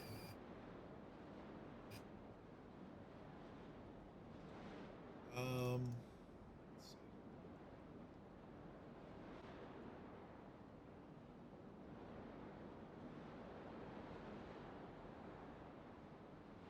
$40, 150. Yes. Get to next to Cade. In that case, a full sprint to get to here. Since Jumper shows how I ain't gonna make it, I ain't risking my boy. He's gonna get to right here. Alright, you're just gonna tell him to get off the stairs altogether. Got it. I'm having Jumper prepare a bike just in case. You don't know what's gonna happen. That's a fair point. We don't know. Never waste your actions doing nothing. It's true. It's very true. Alright, and then my turn. Action economy is king. Alright, cool. Just give me a roll for the entanglement for this round. Just the damage. Whatever these unfortunate souls are gonna take. God damn it! Oof. Alright. It is Lily's turn. I rolled 11 last time, so fair enough. I want to see if I can cast Archon's Aura on the right group. Because I see here that's like the radius is centered on you, so I'm not sure.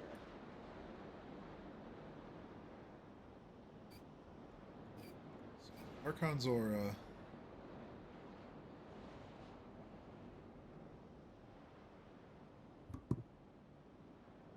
Yeah, no, the aura just emanates from you. So yeah, Okay. it wouldn't really do you any good from down here. So in that case, I want to cast Spiritual Weapon if it can reach up there. Can Okay. reach up there, right? So spiritual weapon. Yes, it can reach. Where do you want to put it? The one that's the lowest, I guess. Okay, so that's going to be in the vines. Yeah, in the vines. Any of them.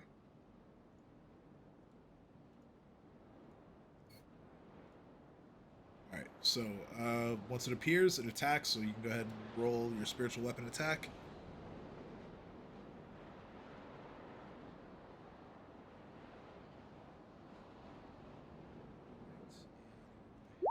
Just to signify the casting, 16 and 13, those are both misses, unfortunately. Aw. And that's the end of my turn. Oh, wait. Wait, before I do that, I want to move towards the stairs. Okay, so yeah, another 20 feet towards the stairs. Yeah. It is Cat's turn. Just enough.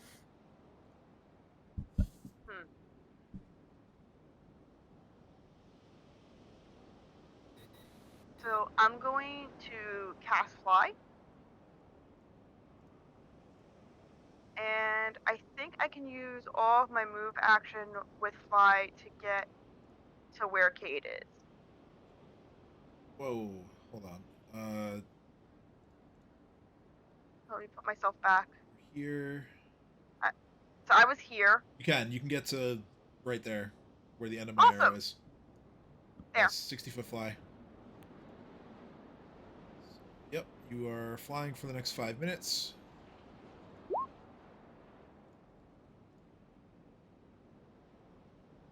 Alright, and that's all. Is that my move action, or is that like all my action? That should be all my action, right? Yeah, standard to cast fly and then move action to move that far. Sweet, yeah, I'm done. Alright. That's all I wanted to do. On Dream's turn, the first thing Dream is going to do, Dream is going to command Chumbo to ascend the stairs, as given his size, he is unlikely to have much difficulty in actually climbing them. Let's see, I gotta remind myself, okay, Chumbo's speed is 40 feet, so he is going to full run.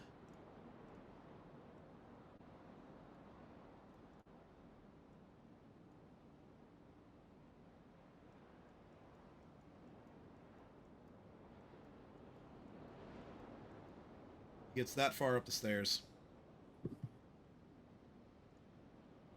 Dream himself is going to throw another regular bomb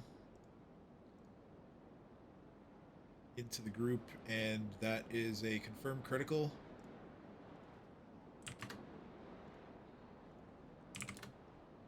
Hitting everyone for 14 points of fire damage.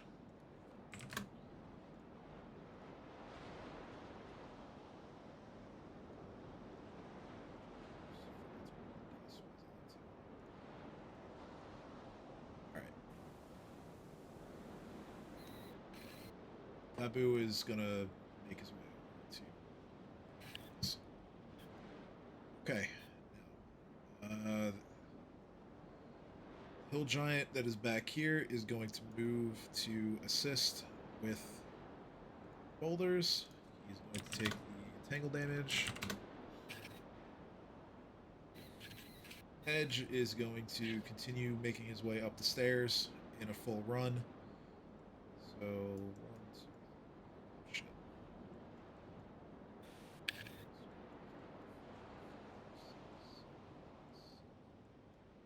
gets to about there.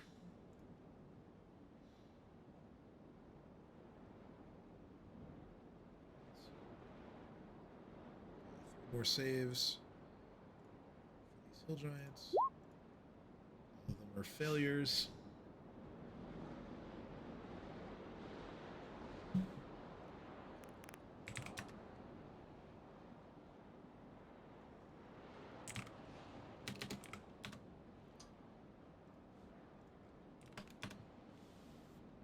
Dream is gonna call over to everyone else, saying that there are a couple over here that are looking really weak.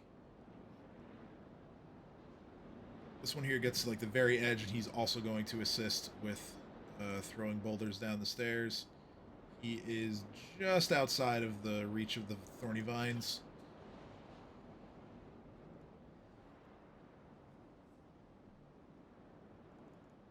so he does not take any additional damage.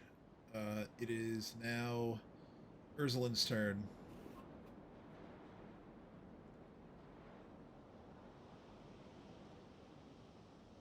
I'm gonna shoot again. Alright. Shoot once, shoot twice. Shoot. I will shoot twice. Okay. Do I turn rapid shot on if I'm shooting twice or no? You don't have to for this, unless Okay. unless you're moving. I'll take that as a no, you're not moving, because... No, I'm not moving. Okay.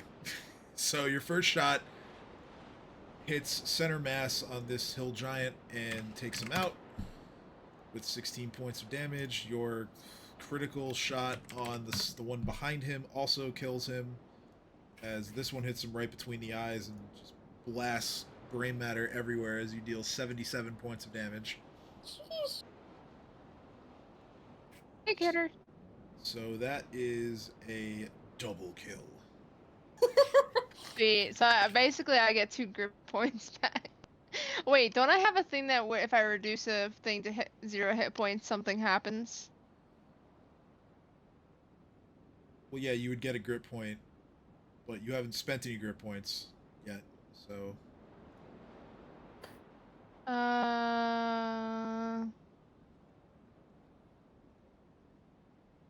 You still I don't know. have- I guess it's just grits.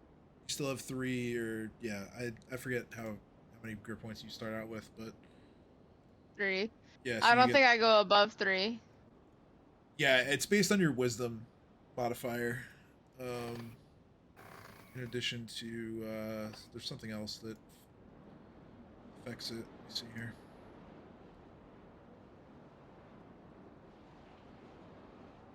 Okay. Yeah, it's your wisdom modifier. So 1, and then you have the extra grit feat for +2 to that, so you have a pool of 3 points. Okay. Well, that's all for my turn. I'm just gonna shoot. All right. So, And then yeah. then I'm gonna move. Then I'm gonna move closer. I'll move closer by 60 feet. No, actually, 25 feet. 5 feet, because you didn't. Oh yeah, 5 feet. yeah. Okay. You shot twice Yeah, without you're using right, 5 rapid feet. shot. I just inch a little closer. All right. So now that it is all of these hill giants' turns, they're going to continue throwing rocks down the stairs. I need well, I don't need anything really. It's just I have to make saves. Edge and Chumbo have to make reflex saves because they are on the stairs, and those boulders have reached them. So Edge fails.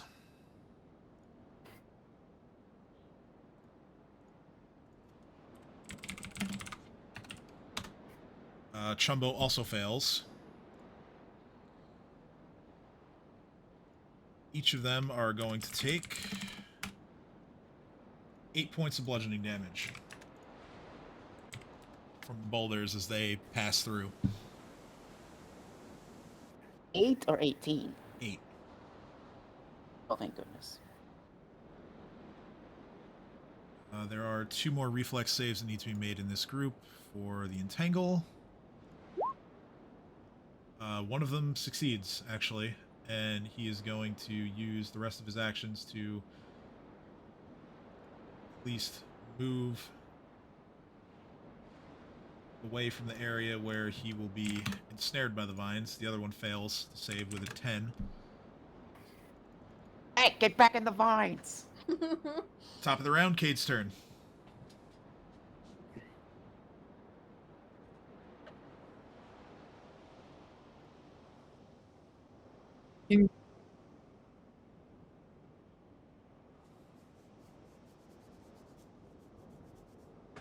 I literally muted myself because I booped my mic. Oh no. Yeah, lean forward to talk. I was like, why isn't no one listening? So Cade's gonna pretty much look at Cat and implant a trick on her as well, Okay. since I'm right next to her. All right. It's this time. We've discussed this. Can I implant the same trick multiple times, or does it have to be multiple tricks? I don't think it matters. Let me. Well, I'm gonna put mesmeric mirror on Cat. And I'm gonna tell everyone they can just shout now at me and I'll trigger it for them as well if they feel that they are at a time to trigger it better than me. Okay. I'm gonna boop her with that.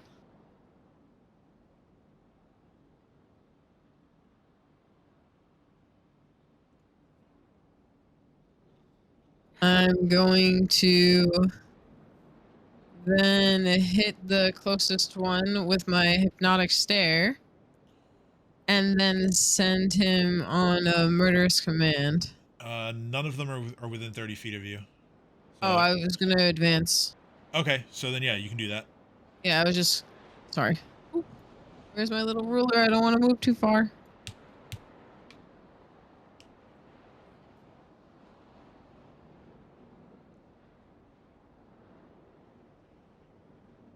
So Cade's gonna take. God damn it. Cade can go there. Ah, fucker. All right, so murderous command with hypnotic stare. With a stare. Doot. Natural 1. Sweet.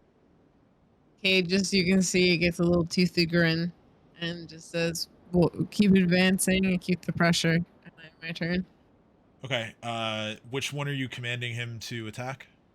Oh, just literally having him turn and immediately just start bludgeoning the one right behind him. Oh, all right, perfect. Okay. So It's his nearest ally. So literally, whatever weapon, if he has a rock in his hand, he starts bludgeoning him with a rock. If he has a club, then he just turns around and just starts wailing on him with a club. all right, cool. Dino, it is your turn.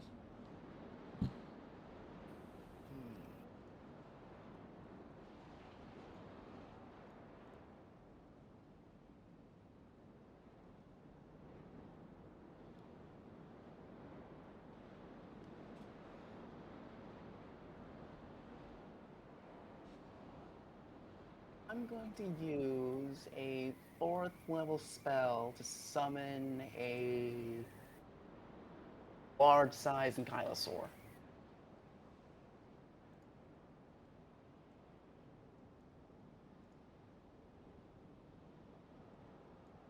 Yes.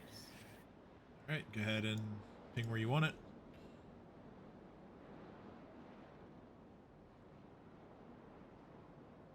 I'm gonna have them spawn right here. Can you make them the appropriate size? Yes. And then he's gonna charge. And right there. And he's gonna fuck up this one.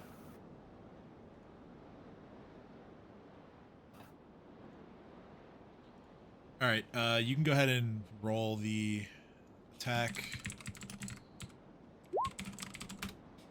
while 23 hit. I figure out. 23 does hit, yes. Yes. Figure out hit points, so it's just remind me, it's whatever the monster, whatever the animal gets for hit points plus your druid level, right? I believe so, yeah. Okay, so 10d8 plus 41. I have one to re-roll. Okay, so he has 91 hit points with Let's go. 23 AC because he's not huge size. All right, so yeah, he hits with his tail. This one or this one? One. This one. Okay, so he hits with his tail for 12 points of bludgeoning damage. And okay, fortitude save. Come on. 17. Yes. Fuck you. He's my turn. dazed. Wait a minute. Sorry about that. Wait a minute. Chopper's going to full run, get right behind Chumbo. Okay, cool. Cost him 30. Cost him 50. His mage would be 120, so he can definitely make it. Nice. Then I shout out, eat shit and die. Peace. Definitely intimidatingly. Okay, so Hey, I have good intimidate, so I do say intimidatingly. Oh, I Can I wasn't- intimidate, matter of fact? yeah, go for it. Why not?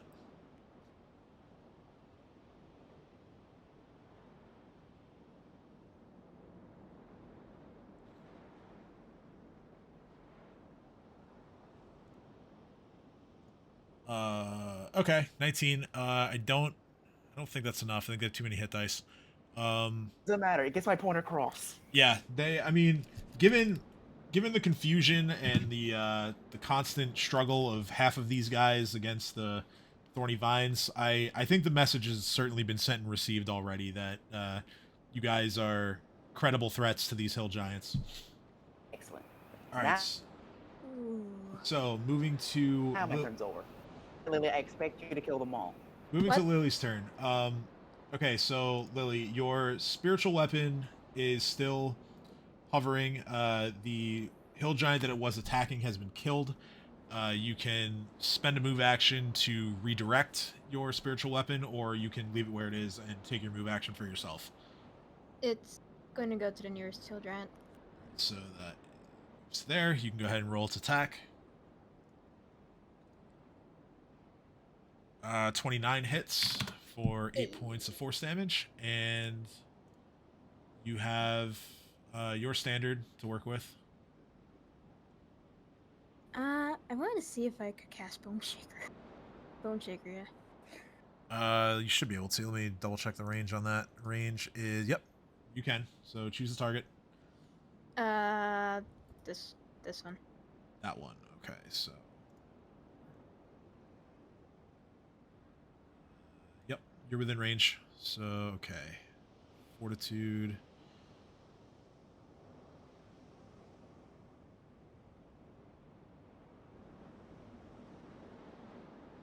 Okay.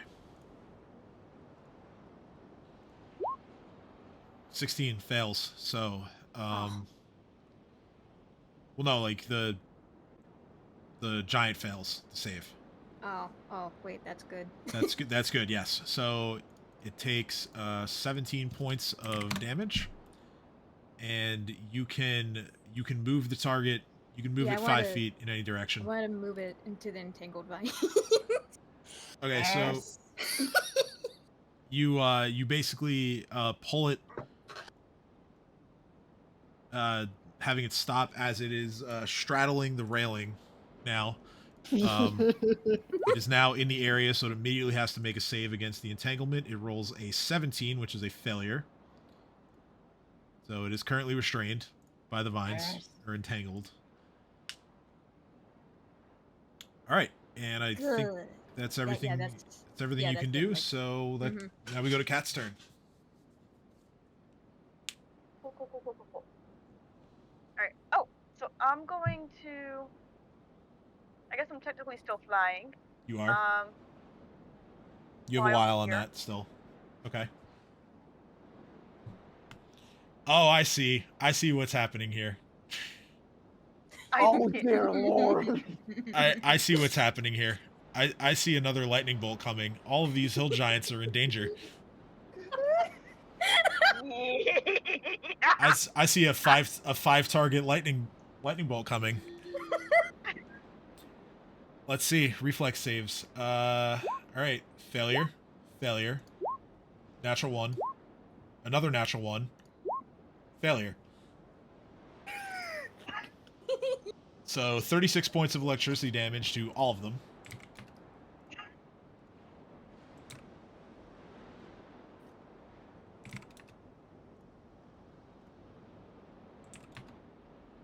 Oh wait, no, not this one. This one wasn't in the line.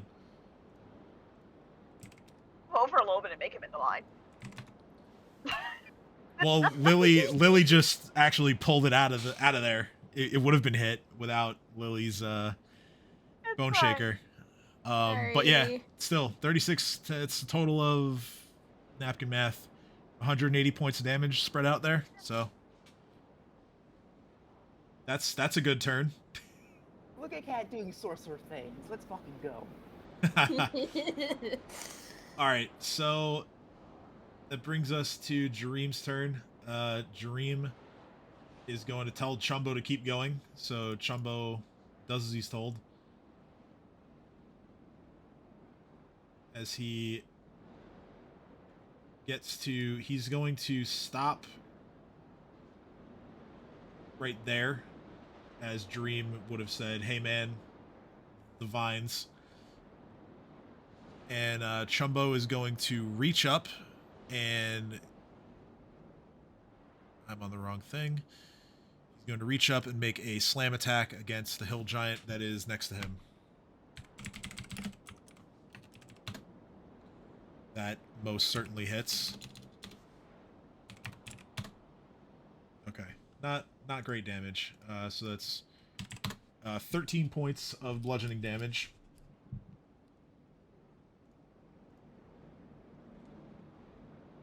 Oh, Dino, roll me a damage for the vines.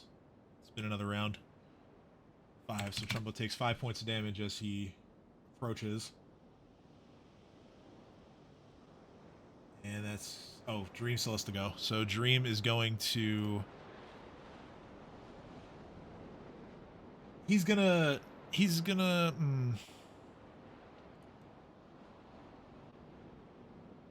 fly over to this guy. There. Yeah, gonna fly over to that guy, get in his face, and he's gonna hit him with the spear. That is the business end is a hit for a total of 11 points of damage. And Babu is going to scratch him up. The second one hits for a point. Okay, now this hill giant takes entanglement damage. He is going to continue to throw boulders down the stairs. Edge is going to 10, 20, 30, 40, 50. He's going to full run. 60, 70, 80. Get to about right there.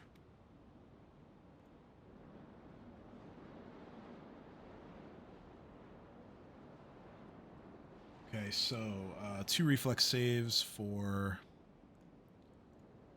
Tangled Giants. Fail. They both take 5 points of damage. Now it's the murderous commanded one. He is going to grab his club and he is going to full attack the one behind him. And he crushes that one's skull with his first attack, hitting. Let's go. Dealing a lot of damage. And that is going to kill another stone hill giant. So that is 3 down by my count. And it is Ursulin's turn.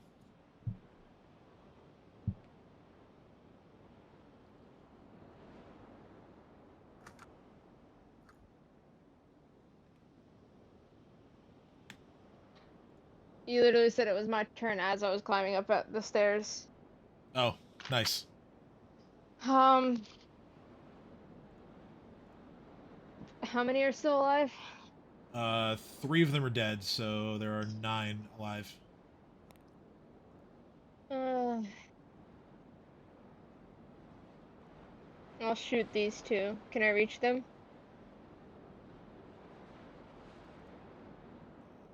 Yes. Alright, I'll shoot those 2. We'll shoot twice at him, I guess, right? Yeah. Look Oh at that. my god, another crit. Look at that. Oh my.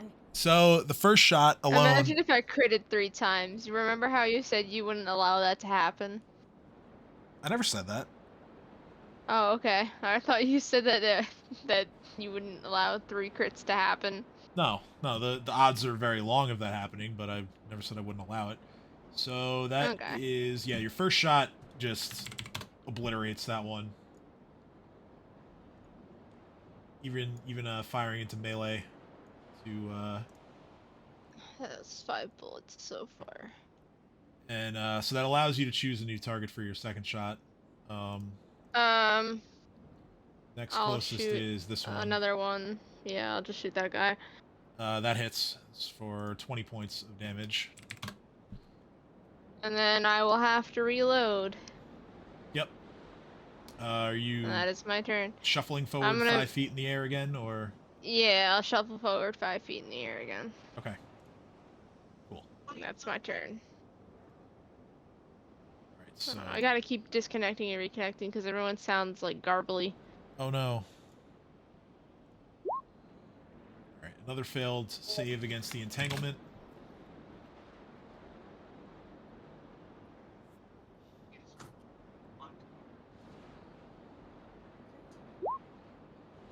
And another one.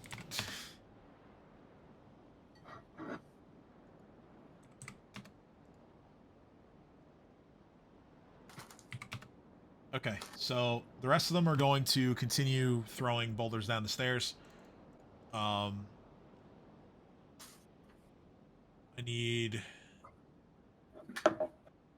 have to make saves for Chumbo and Edge. I need Cade and Chomper to also make reflex saves.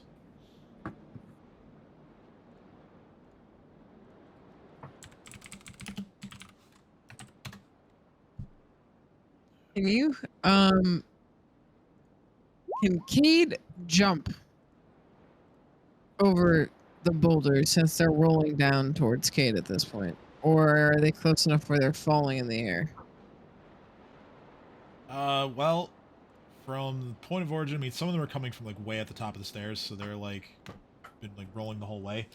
Because I have a ring of jumping, which allows me to literally, and I quote, continually jump around. So much. Okay, well, I mean, really, it's your choice. If you wanna... We can, like, I'm gonna do, I was just asking, like, in general, like, I'm doing the save, but, like, is that something that is feasible, or is that something that you would find as abuse? Well... Because... Let me look up the skill real quick and see what, like... Here we go, let me see, like, jumping... There we go, jumping. High jump. So, yeah, given the size of the boulders, an acrobatics check would likely have, like, too high of a DC for you to make. Fair. 19 succeeds on the save. Right. I'll take it. Edge also succeeds with a 16. Like I said, Chumbo rolled a natural 1, and Chomper's 14 is not enough. Chumbo and Chomper each take 7 points of bludgeoning damage as the boulders strike them on their way up the, as those two try to make their way up the stairs. And now we're back at the top of the round, so it's Cade's turn.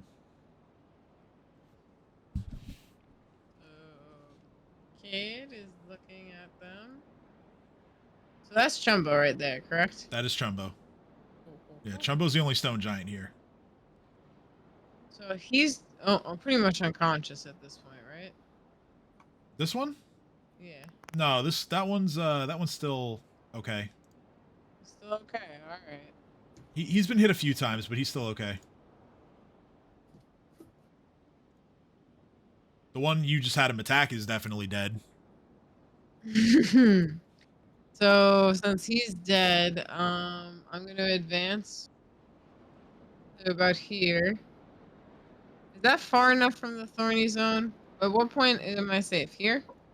15 feet from the thorns is when you start to get attacked by the vines, but you're not actually at risk of being entangled until you're within the circle. Okay, so Also, keep in mind that there are more stairs here, so well, you have one step where you're still on the landing, and then everything after that is 10 feet per square. Cade's gonna go to this point right here. 5, 10, 20. Yeah, like right here. Okay. And then Cade's going to. That one's still under a murderous command. Yes, right? Since he killed the guy, he's just gonna go after the next one. Murderous command lasts for 1 round, so it ends at the end of your turn. Unless you want to cast it again to reapply it. Okay, no, I just was curious. I'm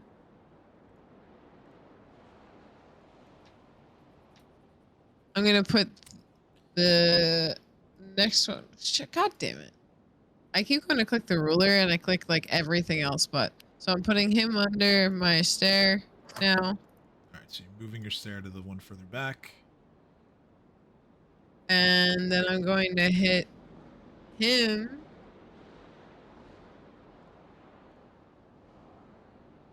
with a shadow trap, so everyone who's running behind him gets stuck. Okay.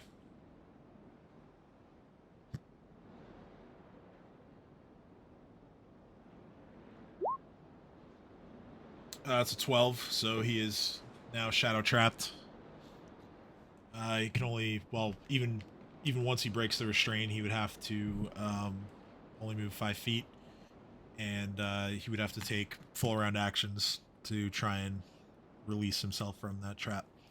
So Cade's gonna try to strategically position themselves behind like the wall here for cover from flying boulders, and then I'm gonna have my turn. All right, so Cade moves 1 more step and takes cover, and it's now Dino's turn.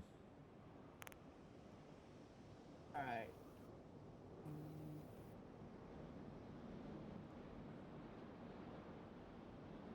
Dino charge, get right here and attack the stone giant. He is like... He's like 20 feet above that spot. Damn. Alright, never mind.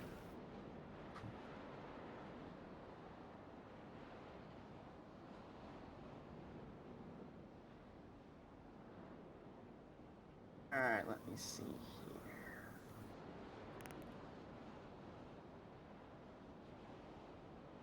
Dino's just gonna move over to here. Chomper's going to full sprint, which will take him 60 feet to get to there. Well, Chomper is a large creature, so he is not subject to the movement penalty on the stairs. Oh god damn it, I wish I knew that. So he can get significantly further up. No one does look behind. I would have known that, then Chomper would have gotten hit in the first place. Whatever. I'm so slow. I'm just gonna move Chomper here, and then we're gonna give Chomper 8 good berries. Alright, so Chomper takes his good berries. He still has 1 left, as he only needed 7, but he's got 1 for later, should Okay. he need it. And then the Ankylosaur is going to attack the other stone giant and fuck him up. He doesn't have to move. Yes.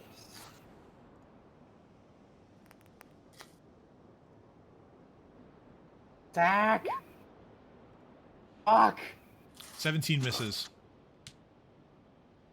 Rolls are shit.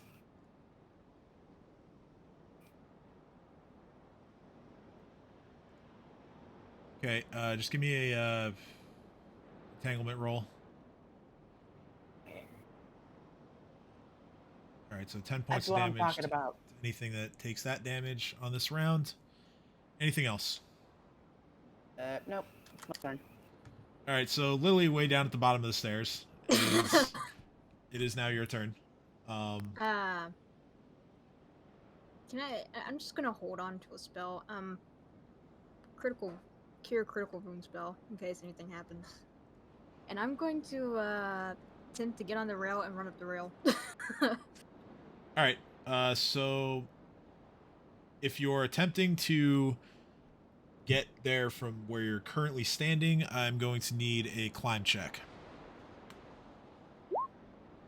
Okay, yeah, easily enough. You pull yourself up and get yourself onto the stairs. That's going to be all of your movement for this round. And then your spiritual weapon is still engaged, so it can attack. Right. Okay, the first attack hits with a 30, so that is 6 points of force damage. Hey. And you're holding Cure Critical for yourself, right? Yeah, or for an ally that's close by when that occurs. Okay. Yeah, for myself at the time. All right, cool. It is Cat's turn.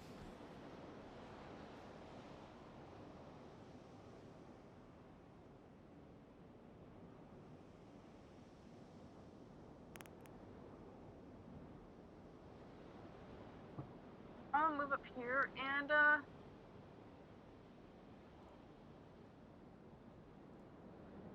where is it? Because I'm assuming I realize that this is gonna say like 20 feet, but I'm assuming it's actually longer because I'm aiming kind of up. And I'm gonna use my crossbow. All right, so repeating a crossbow. 19 misses. Tried.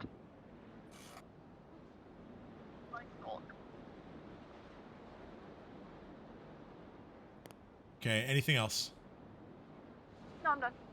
All right. So it is Dream's turn.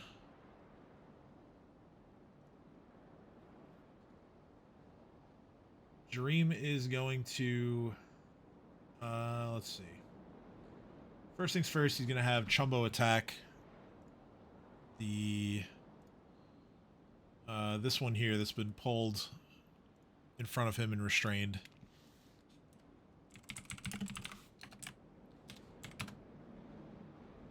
Yeah, that definitely hits once again. Okay, bigger damage this time. So he slams into that hill giant, dealing it 20 points of bludgeoning damage. Dream is going to fly.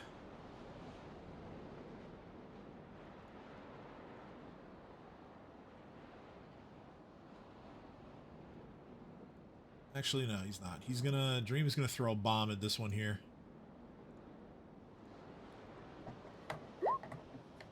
21 hits, dealing 5 points of fire damage, and that's gonna be his turn. This giant here, he is going to move. He takes the tangle damage. Move to, let's see how.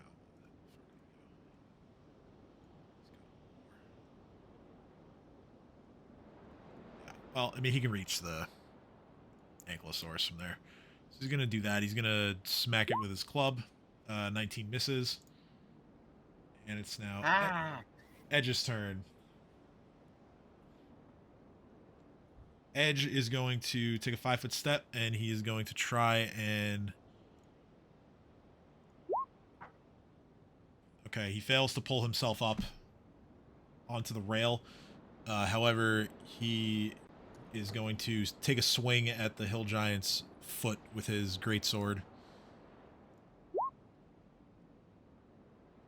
That is 31, that hits, and it's going to be 8 points of slashing damage.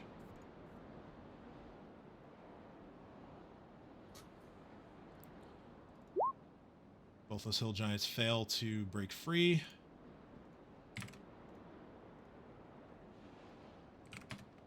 Take 10 more points of damage. This hill giant, he's going to full attack Edge. Those are both hits.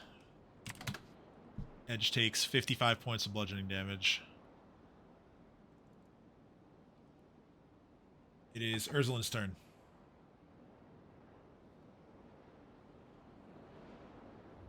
Okay, I guess I shoot people again, because that's all Aerzlin is good for, because the spells never fucking matter.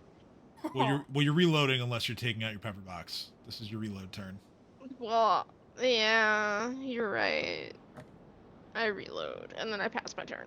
Okay. Why did I even unmute myself? You knew what I was doing. Sometimes I'm smart. Okay, that's another failed reflex save.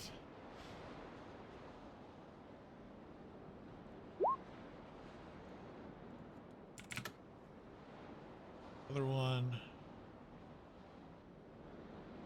This one moves to here. This one moves down. They both take damage from the vines. One of them is in range to attack, so it's going to try and hit the Ankylosaurus. That's another miss with a 19. Right, now, saving throws for the boulders. Chumbo, Edge, and Lily. I need reflex saves.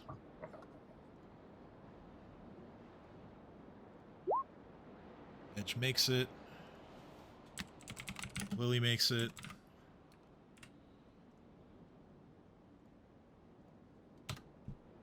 Chumbo does not make it. Chumbo takes 12 points of bludgeoning damage. Top of the round, Cade.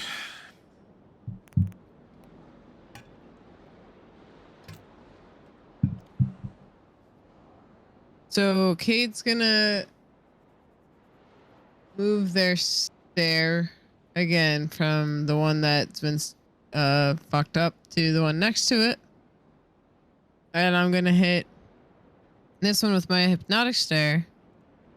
And then I'm gonna hit him with a steel breath.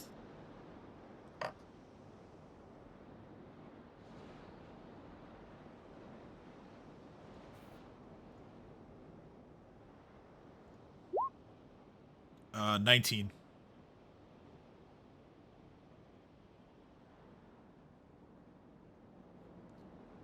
Damn. So yeah, steel breath is negated, no damage, nothing happens.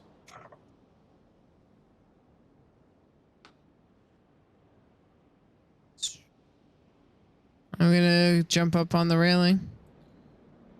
All right. So that's easy enough for you. And then like tap Edge being like, I got your back, and then my turn. Okay.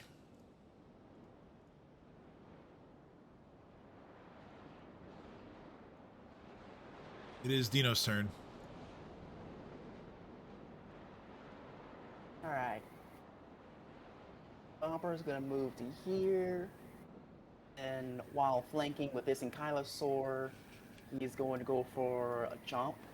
All right. Big chomp. Big chomp energy.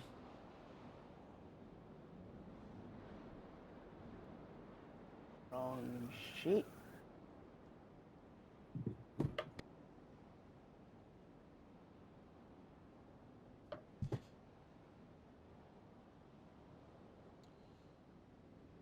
Yeah, so that's a hit for 32 points of piercing damage. They're so close to greatness. Yeah, if only it was a full attack. Oh, It's a right. 34 grab. The grab. I'm almost certain that does. Let me double check here. Yes, he's grabbed.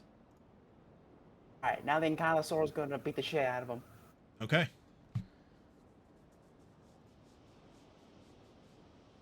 Yep. Yes. 29 hits. 15 points of bludgeoning damage. Fortitude save of... Natural 1. Yes.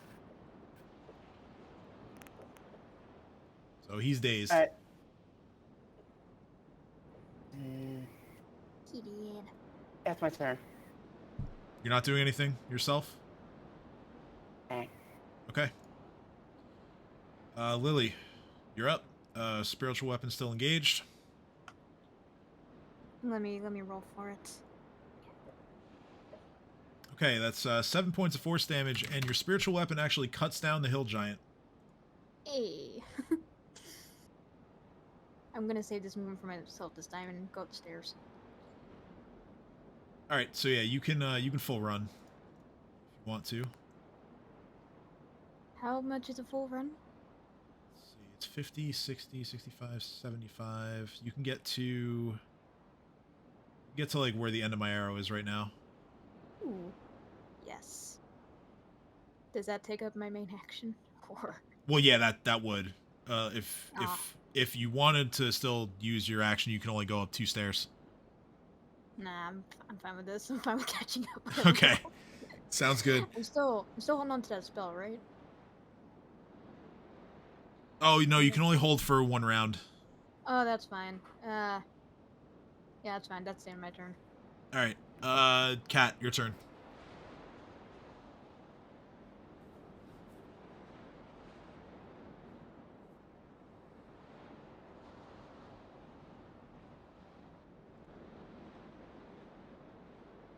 Kat. So that reminds me. Sorry, I don't know what happened. I actually had trouble speaking for a sec. Oh no. Ice Spear's at the one closest to me. All right. Go ahead and roll that. Did that. Oh, you already did. Okay. Reflex have. And he gets 2. Yeah, it fails, and that is enough damage to kill that hill giant. God, okay. Huzzah. And I'm just gonna fly up over here, and I end my turn. All right, so you fly and land next to the Ankylosaurus. All right, it is Dream's turn. Dream is going to... He's going to see all of you engaged over there, and he is going to just continue to fly high enough that the vines are not an issue for him, and he is going to...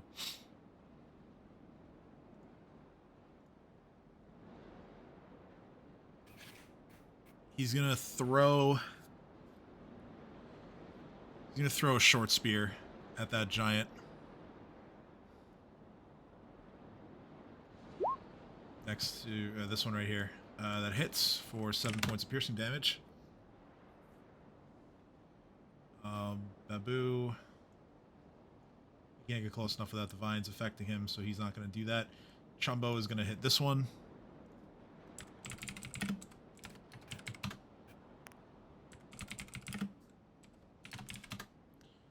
And he does for 17 points of bludgeoning damage.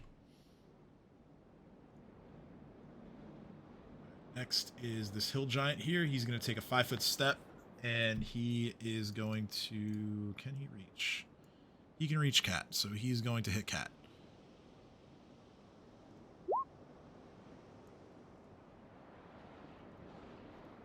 He full attacks with his Great Club.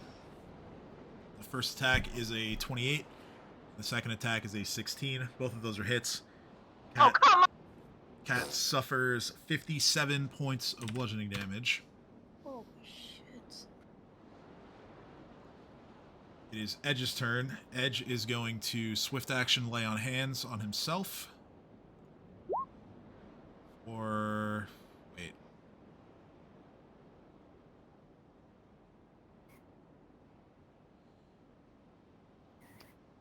That's not right. I need to re-roll that. That's better.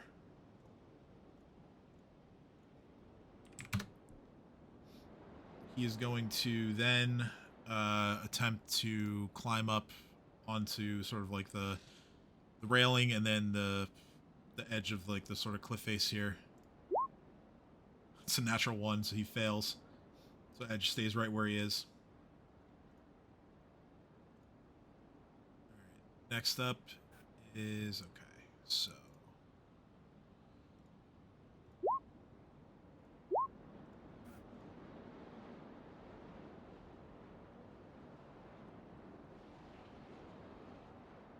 no, you put you put mesmeric mirror on her, which that could activate. So we can go back and do Yes. that. That's what I meant. Sorry. So- I mixed the two up. I was like, it was either levitation buffer or mesmeric mirror, but I switched the two. You're right. I got all scrambled in my freaking out of why couldn't anyone hear me? Cade would have activated this, and then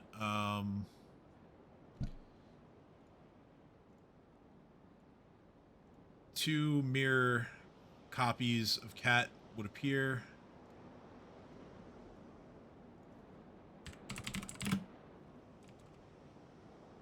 I'm gonna roll randomly to see what the giant would have hit. So, okay. So the first attack still hits Cat. The second one doesn't, but it destroys one of the clones. So Cat gets 26 hit points back for not taking the second hit. Take it, I'll take it. That hill giant that I just rolled a save for failed. He takes 8 more points of damage from the vines, and it is Ursulin's turn. So Ursulin now rifle reloaded. I have a gauge in my room right now. I can tell. She was tackling me. Oh, I gotta move closer. You will, yeah. So you'll have to activate rapid shot to fire twice. All right, get off me for fuck's sake! I'm tired. Yeah, we're gonna my end legs once like this that right encounter's now. over. So Pineapple, coconut, joji berry, sugar. I'll move towards this group. and I'll move to like next to Chomper. How far is that? 60 That's feet too gets you far. right there. What? Would I be able to shoot after that for twice? You 'Cause would, my yeah. flight speed is 60. Okay, yeah, then I'll do that. Yeah, you And could I'll shoot fire twice once. using rapid shot. Yeah. That's fluffy sheet. I can't use that. There we go. Bum, bum, bum, bum, bum, bum.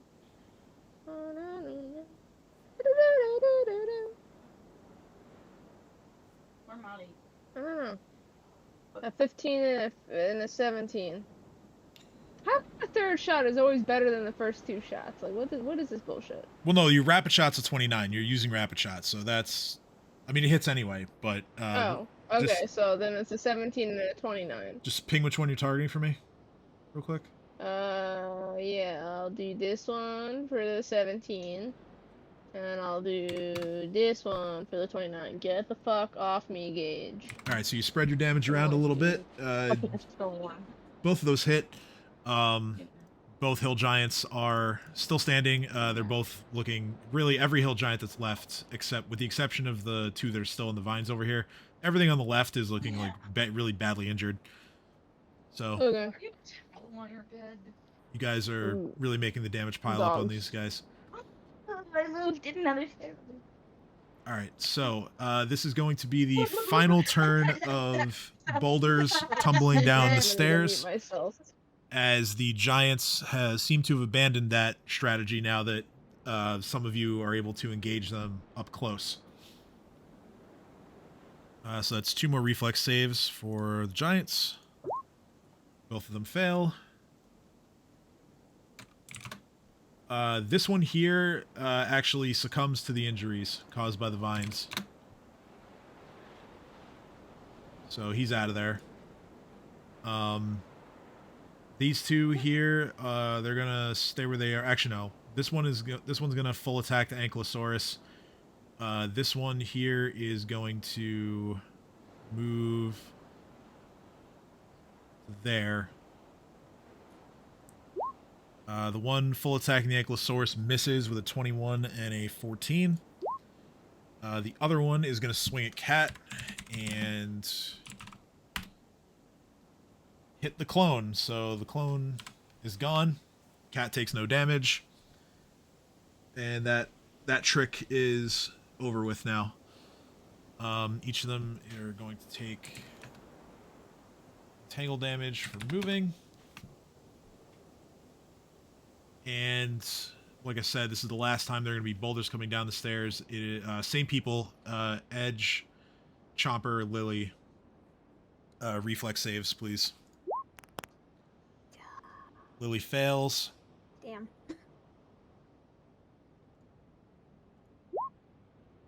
Edge makes it. Chomper fails. Boy is not liking me much today. Chumbo succeeds. Lily and Chomper suffer 11 points of bludgeoning damage. Oh, it's not that bad. And it is Cade's turn. So we are down to 5 hill giants alive. So, 5 alive.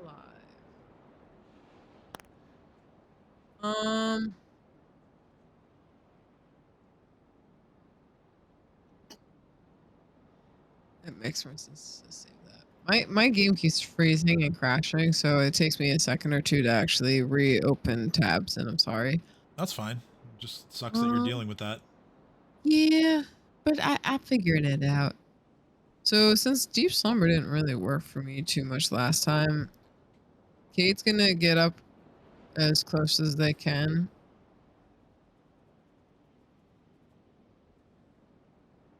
Moving up 20 feet. About here. That's about where I can go. Along after the climbing railing up. or up the stairs? The railing. Okay, so yeah, then you're good there. This one is still under your stair. I'm gonna hit it with the hideous laughter. Hideous laughter, okay. So... Oh, wrong one. There we go. 16, failure. It doubles over and starts laughing.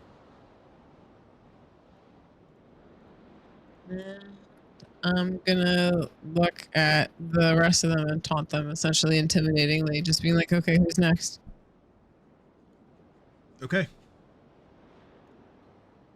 Dino. My turn. Dino, you are up, sir.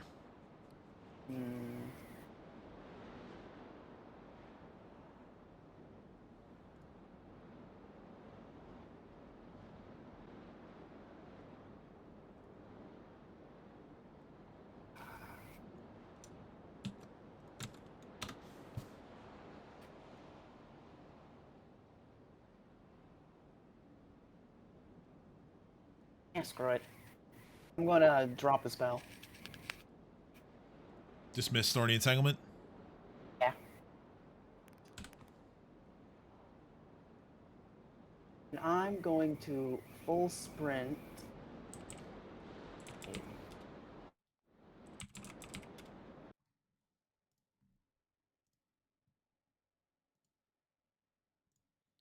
Realizing now that I goofed and I should have had battle music playing the whole time.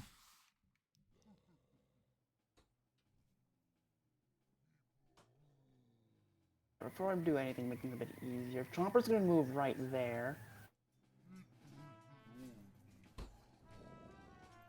Then I'm going to...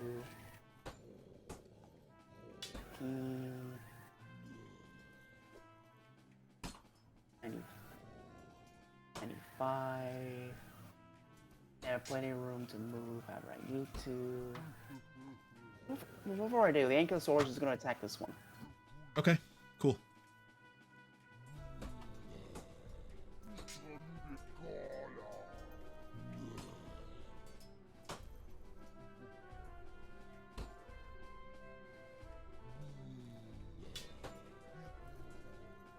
Actually,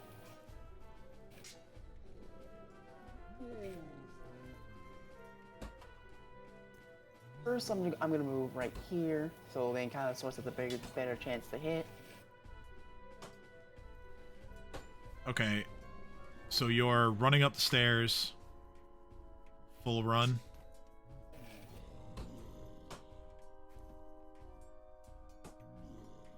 $10, $20, $30, $40, $50, $60, $70, $80, $90.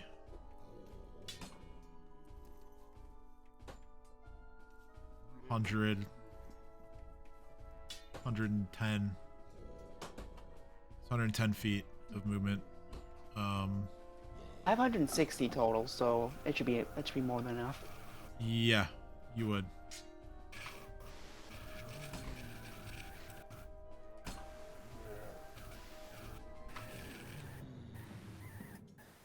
All right. Does it kill?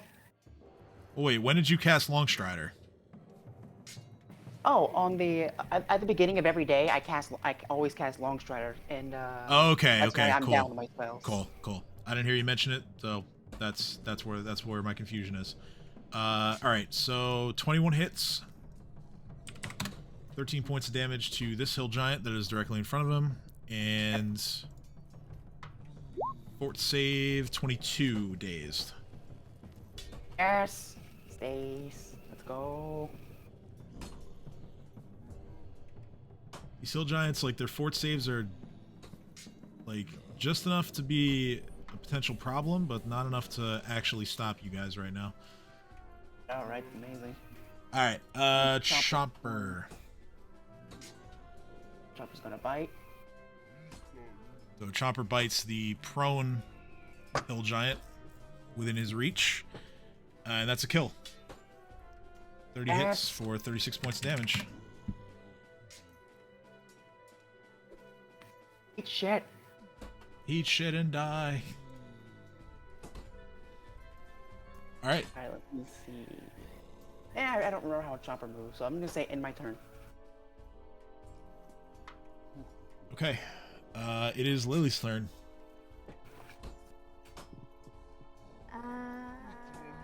Lily's. Sorry?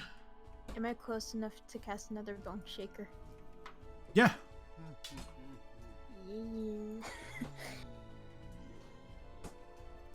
You're already close enough. Do you want to move it all too, or? Yeah. The All right, stairs. so 20 feet gets you up 2 more stairs as Lily continues to huff and puff her way up the stairs. Yeah. Which one are you casting Bone Shaker on? There's this one here, and then there are a couple more. This one. Okay, so the first one. Got it. Yeah, the first one.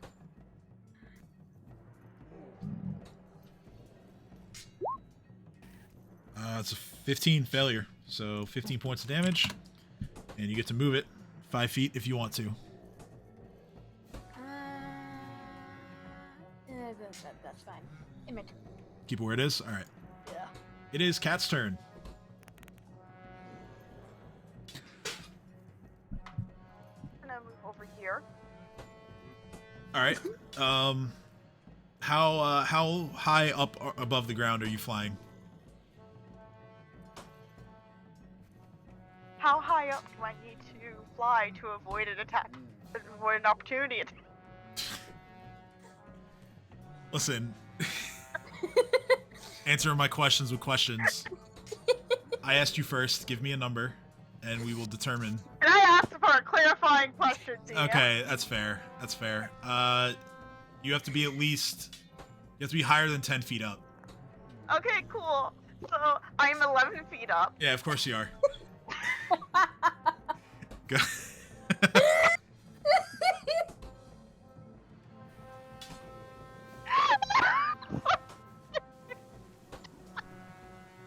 To any DMs out there watching, when your players try to playfully rules lawyer you, you know what to do.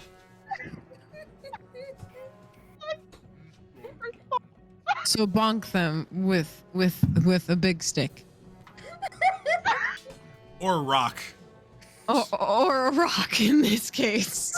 Just huck a boulder at the flying sorcerer. See what happens. Bonk. Yeah.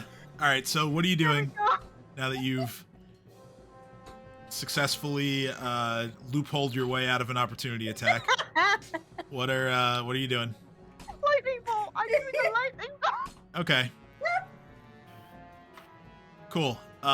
So what draw the line for me. Like what direction? Like are you going straight this way? Are you going like that I'm way? Going... Here, let me do it without snapping. So this way or this way? Right. So I'm kind of going. Ooh, I keep the way that you have it. Yes. Perfect. All right. So no allies in danger. See how nice I am that I just let you do these things? Those are both absolutely horrible saves. And that is going to be a double kill. as double kill, as 42 points of damage is sufficient to fry both of those hill giants to death, leaving only 2 remaining. And now you don't have to worry about getting bonked by one of them on your next turn. Bunk. Is that it, or are you doing anything else? Can I move anymore? No.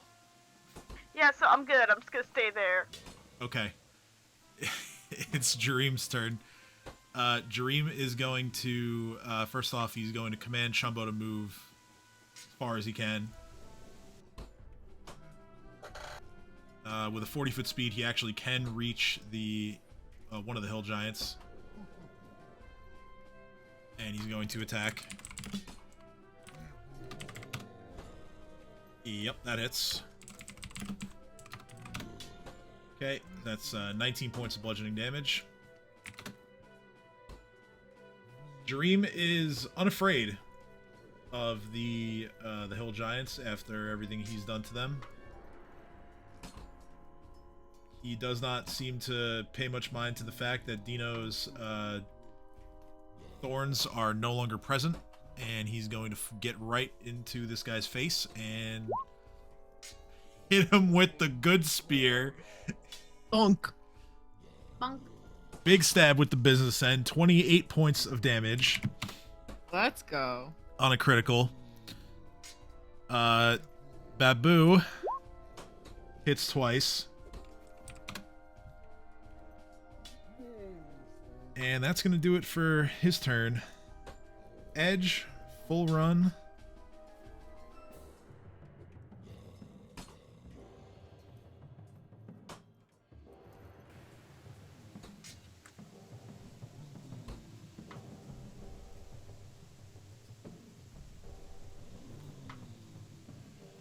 Edge full runs his way to the top step, getting on the second landing, and runs all the way off to the right.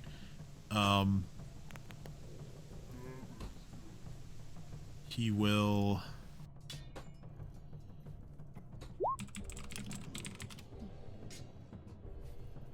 just stop there for now. This hill giant is going to full attack Chumbo. You hear me? Hello? Okay, I'm gonna have one. The first attack hits for 27 points of bludgeoning, and it's Ursulin's turn. Oh, well, I'll take my turn and then I'll hop off. Oh, I'm sorry. Oh, no, I'm fine. I'm just fucking tired. I will... Can I reach these 3? What's my distance on my gun now? 80 feet. 80 feet, so you know what? I'll shoot 3 times. Well, one of them's good. This is Chumbo. So...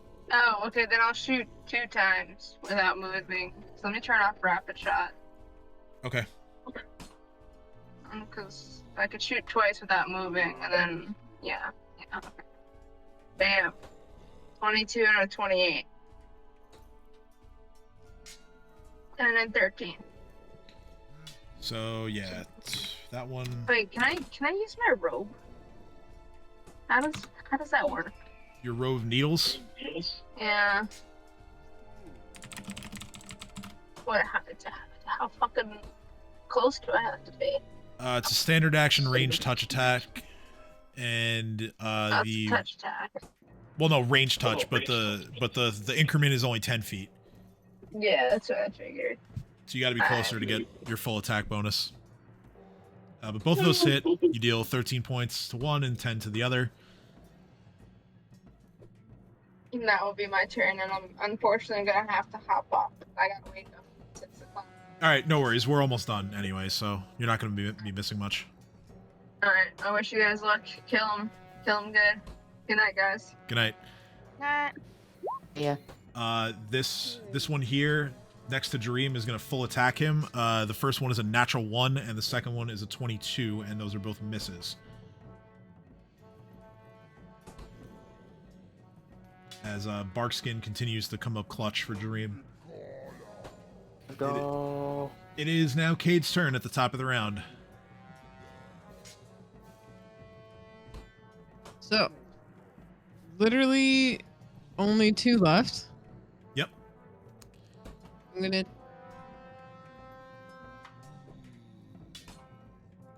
Can I jump to get as close as I can? Because I know the steps are 2 feet up, but I'm gonna, like, I guess move up 10 feet on the railing and then jump as far out as I can. Okay, yeah, go ahead and roll acrobatics.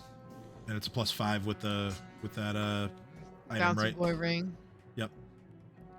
I think, yeah, the +5 is already included. It is, yeah. So you So 21. move up 10 feet and you leap. I had it open. So you are making it's kind of like a combination jump, long and high jump. So the distance is made, and then let's see, 2, 4, 6. Right, 2, 4, 6. Yep. Okay, so you get to the top here, and it takes all your effort to kind of like catch yourself at the top step. You shorted it by just a little bit, but you managed to recover and make it to the landing.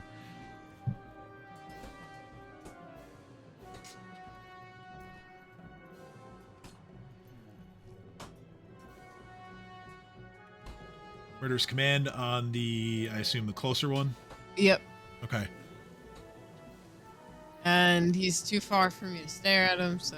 Yeah, I mean, their will saves are shit anyway. Let's see. Oh, well, of course I say that. 22. So stare wouldn't have even mattered, at least. Yeah, well, then I am my turn.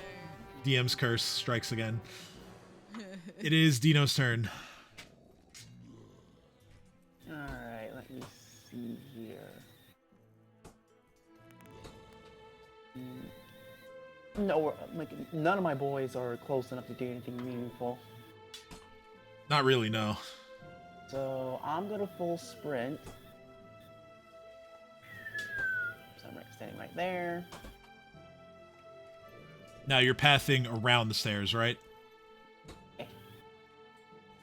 Alright, so that's 50 feet of movement. And my Kylosaur is also gonna full sprint.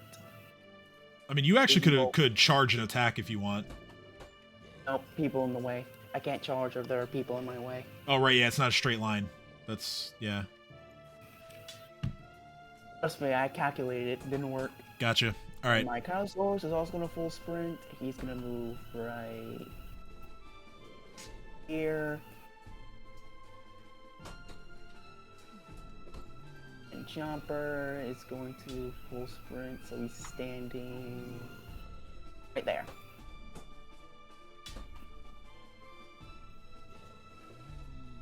Are you sure all these guys are dead that are next to him?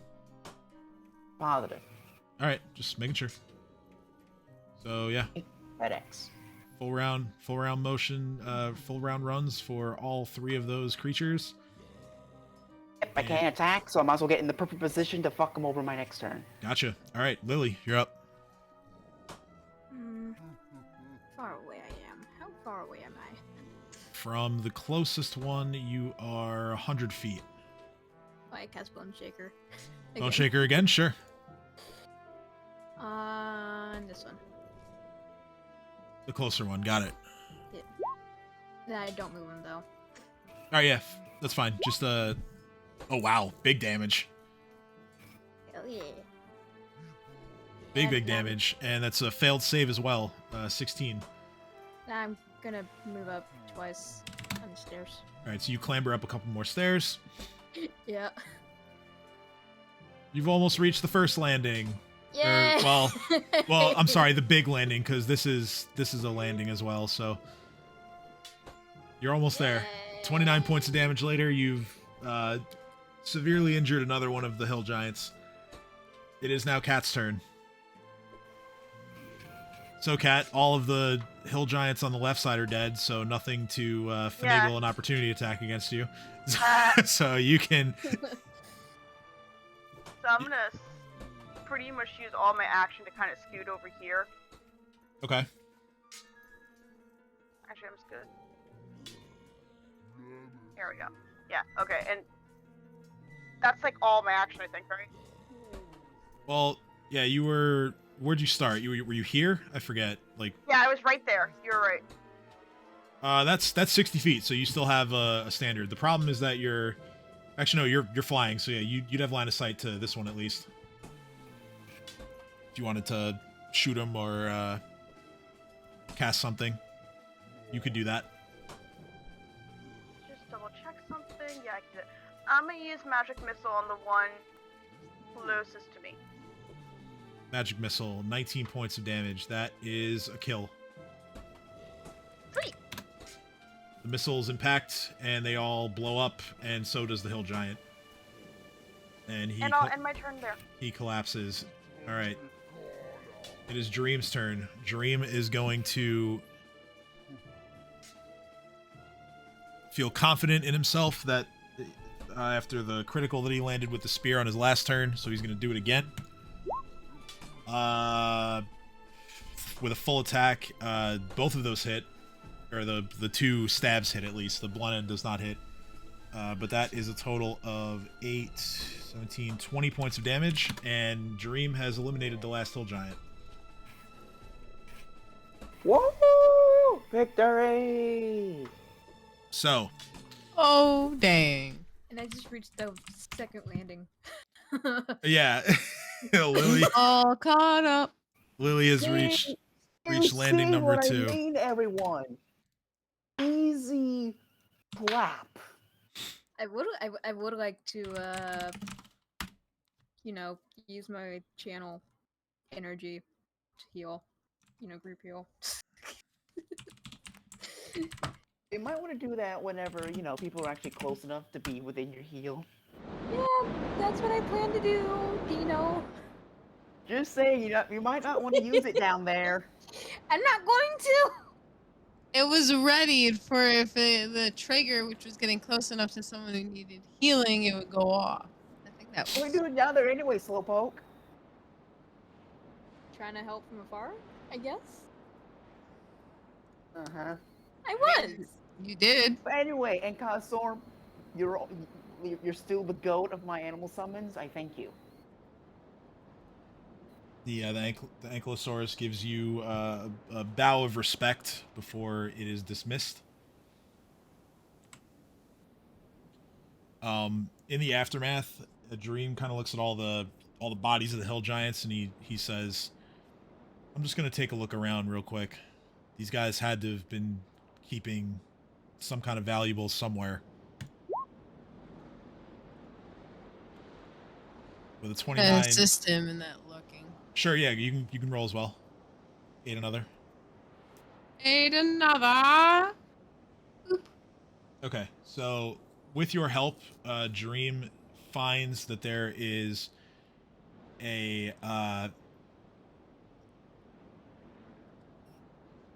basically a crack, a large enough crack that something could reach in and either put something in there or take something out. It's actually not far from where Dino is standing.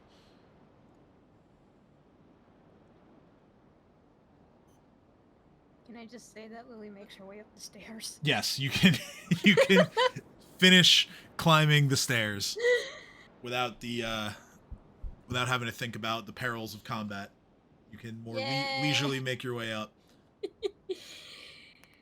Urslan flies up as well. I just want to wait for everyone to gather around so I can just group heal. Okay. Dream will fly over.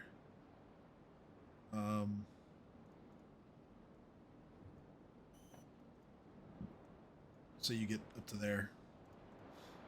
And then, yeah, everyone's in range. Yay! Dream tells Chumbo to move out because he knows how your magic works, and he doesn't want Chumbo harmed. Because he is undead, so.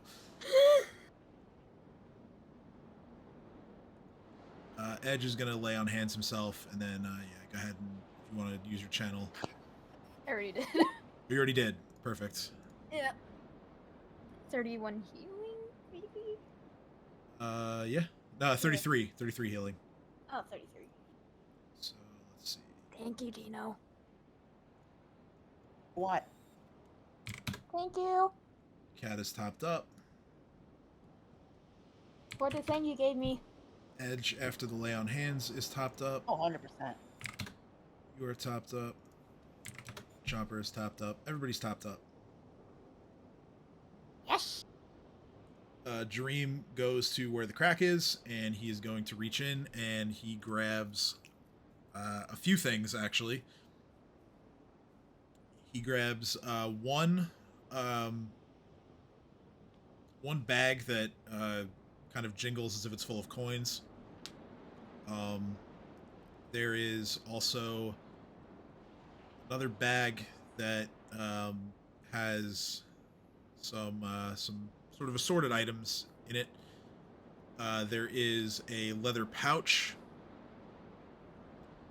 He also pulls out what looks to be a scarf, and finally there is a quiver that he pulls out that is full of arrows.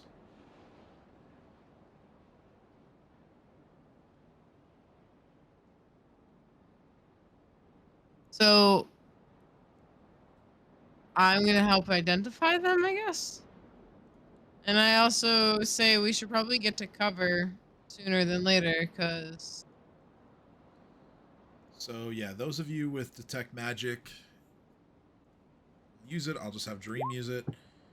I can use it. Yeah, I mean, it's a cantrip anyway. It's fine. It's not like it's a limited resource. So yeah, Dream is just gonna be like, oh, I wonder how much of this stuff is magical, and he goes ahead and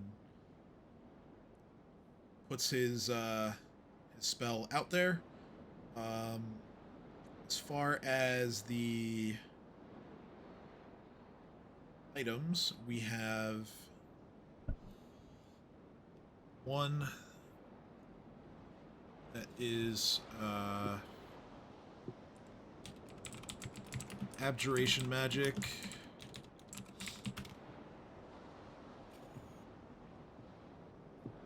Additionally, there is an item that gives off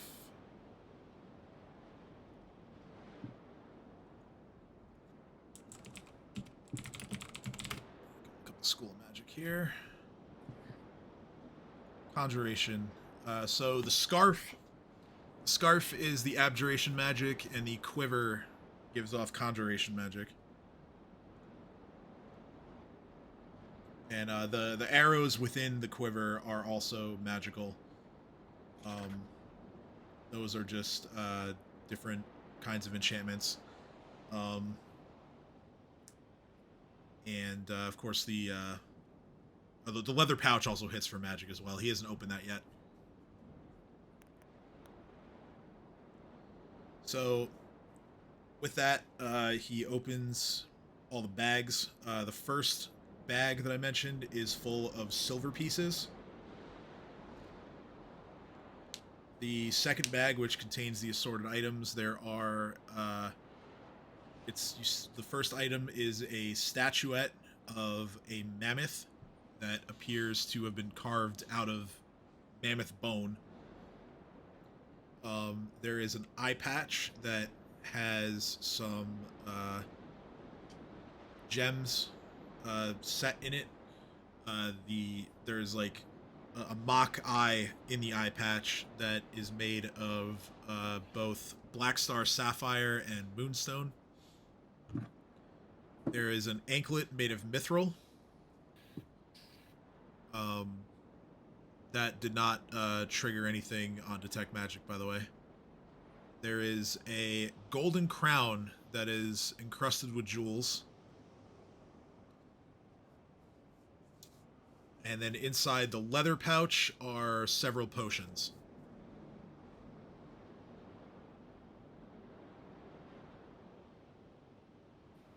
I would like to investigate what those potions do.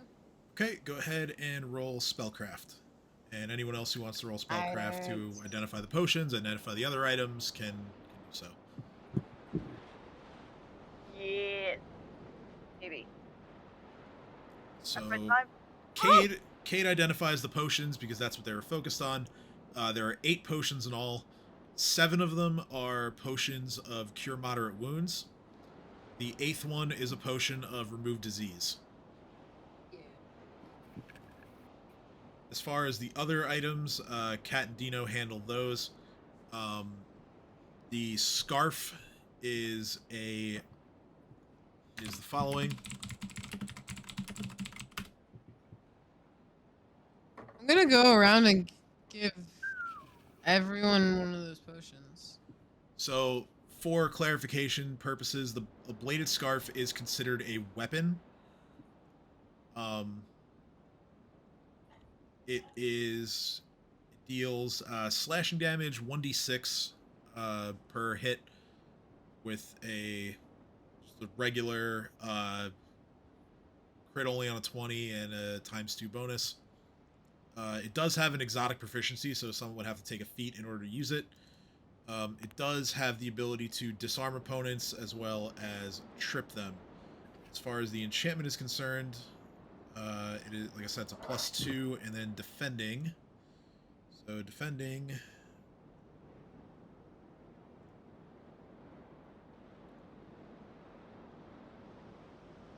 Okay, as a free action, you can choose to apply the enhancement bonus of the weapon to either your attacks or your AC. You can even split it 1 and 1 if you want. You can change how this bonus is allocated at the start of your turn as a free action, but it must be done before you attack.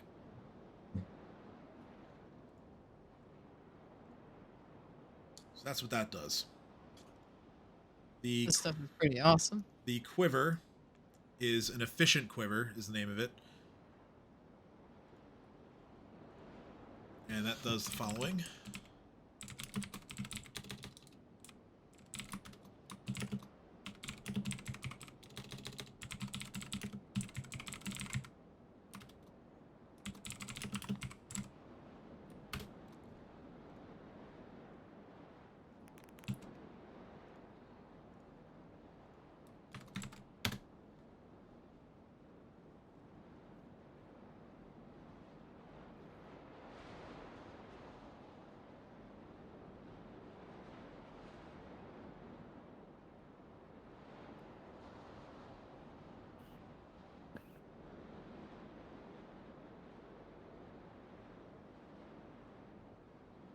So yeah. Okay, that's fucking awesome. It's basically a bag of holding for arrows and thrown weapons and storing. Kay just kind of eyes that, like, bows and pole arms. Yeah, definitely eyeing that. Okay, as far as the arrows themselves that are in there, there are 17 arrows.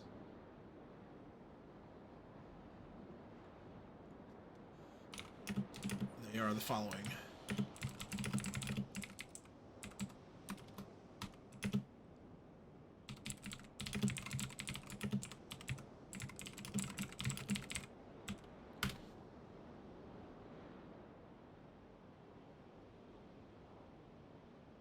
Okay.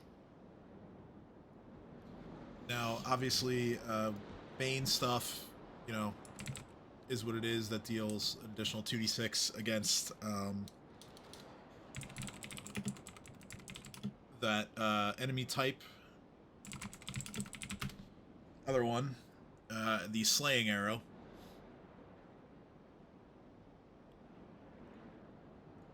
So, if you were to fire this arrow from a bow and strike a monstrous humanoid, being any giant or ogre or harpies count, there's many things that count as monstrous humanoids.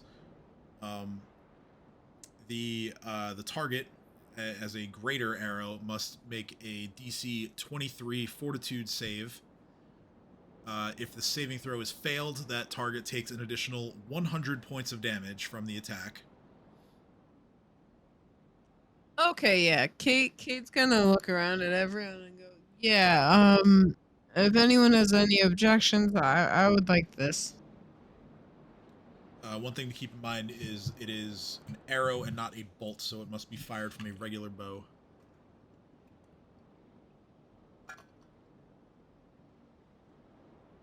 I meant the quiver, not Oh, the quiver. necessarily. Okay, got it. No, yeah, I was just throwing that out there for the, just there's I no feel like confusion. it'd be really greedy for me to take also all the arrows as well. Although it would make the most sense to keep the arrows with the quiver. Well, yeah, but I mean, if other people can use some of the arrows, I would be willing. You know what I mean? Like, Yeah, there's 16 undead, so if Kat wants to take like 8 of them for the cursed stuff, then yeah, spread the love. I gotcha. Also, the money is that much. Divide that evenly, I would say. Yeah, that'd be 500 silver pieces each, as there are 7 PCs as edges with you. Alright, so then 500 each. And then, yeah, if the only thing left to do with the loot, I guess, is if anyone wants to appraise the non-magical items, then... Sure, I'll bop it. Items.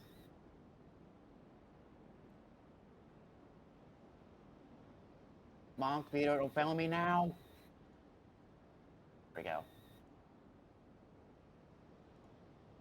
Ursuline's got an eye for that stuff, so she will What I miss? assist. Magic items.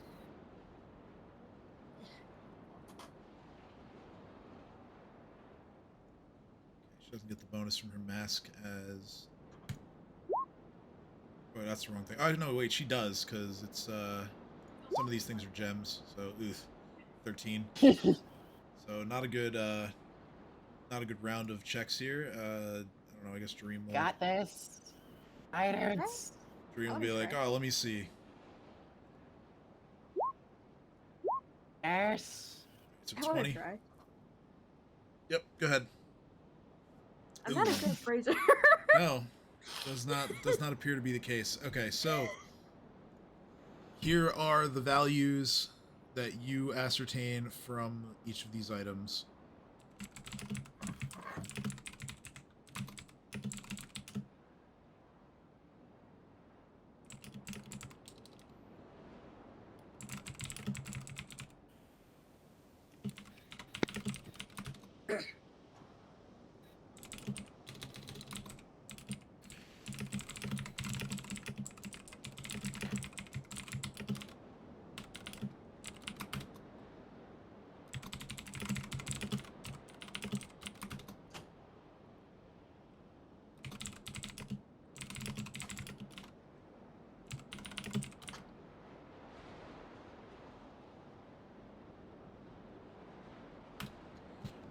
Dino, as you are inspecting the crown, you notice that on the inside of the crown, there is some kind of inscription written in a language that I don't think you understand. Let's see. If it's not uncommon, then no. No, you don't understand this language.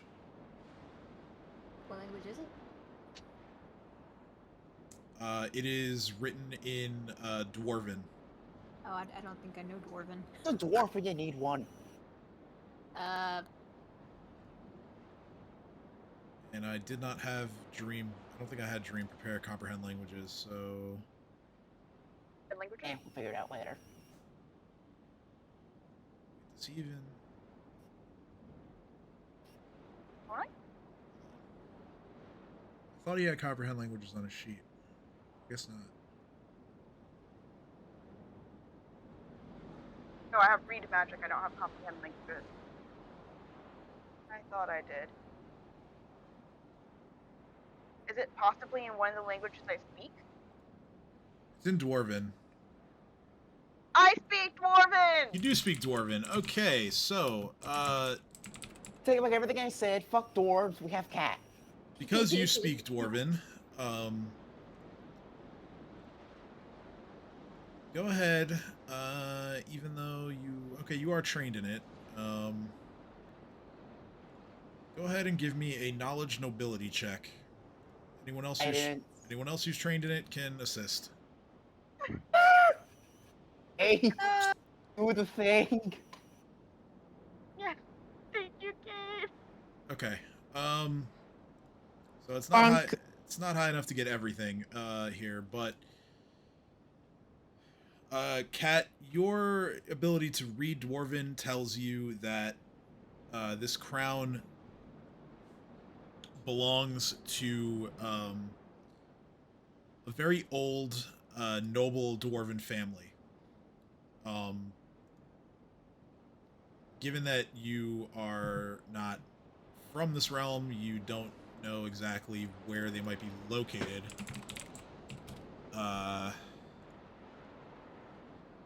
Cade, however,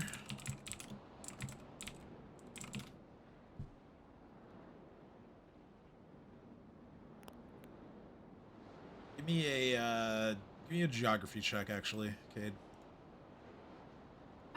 or history, your choice.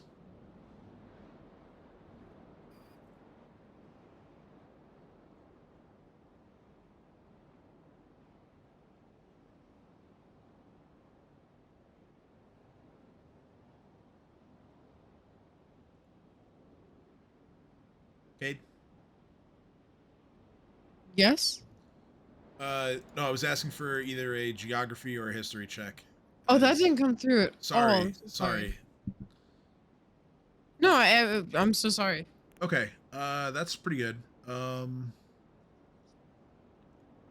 So your best guess as to where this crown's home might be, you know of in Varizia, but not so much near Sandpoint.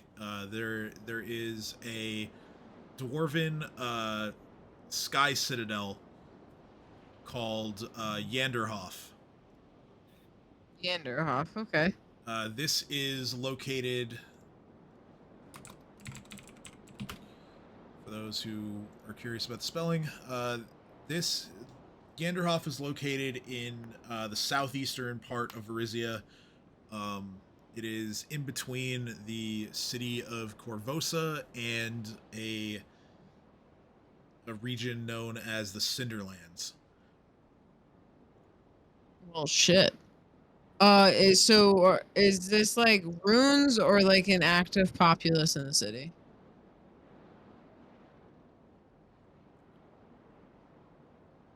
So, I'm just reading up on what these sky citadels. Because if the population is alive and well and Cade knows this kind of stuff, then Cade might make the suggestion of if we get out of here trying to return that crown for some much bigger rewards. Okay, so yes, the city of Yanderhof is to your knowledge is still occupied by the dwarves. It's probably like 80% dwarven population there. It is a large metropolis type place. There Yeah. are roughly 10,000 people living there. All right, Cade's gonna tell everyone that I say we at least take the crown back, if not everything that we can deem worth theirs, because well, I feel like it's a good bargaining chip. Sounds good to me. So I call dibs on the mammoth bone. I'm not gonna sell it. I just want it. Fair. Okay. In the interest of fairness, as far as the rest of the loot goes, I'll probably just like hold off on claiming it because, you know, I don't want the people that are like not here to get gypped. But yeah, I'm totally fine with you taking the mammoth bone. That's totally in character for Dino to want that. Mammoths aren't dinosaurs, but damn it, they're close. Well, now Chopper's got a chew toy. Exactly. The If I idea of if I wanted that, I would Chopper just summon a Toy is normal mammoth. adorable. Okay, so real quick, after all the loot is sorted, Dino, you are the furthest up the stairs. You are actually almost at the very top of the stairs. You make your way up to the top, and you see the following.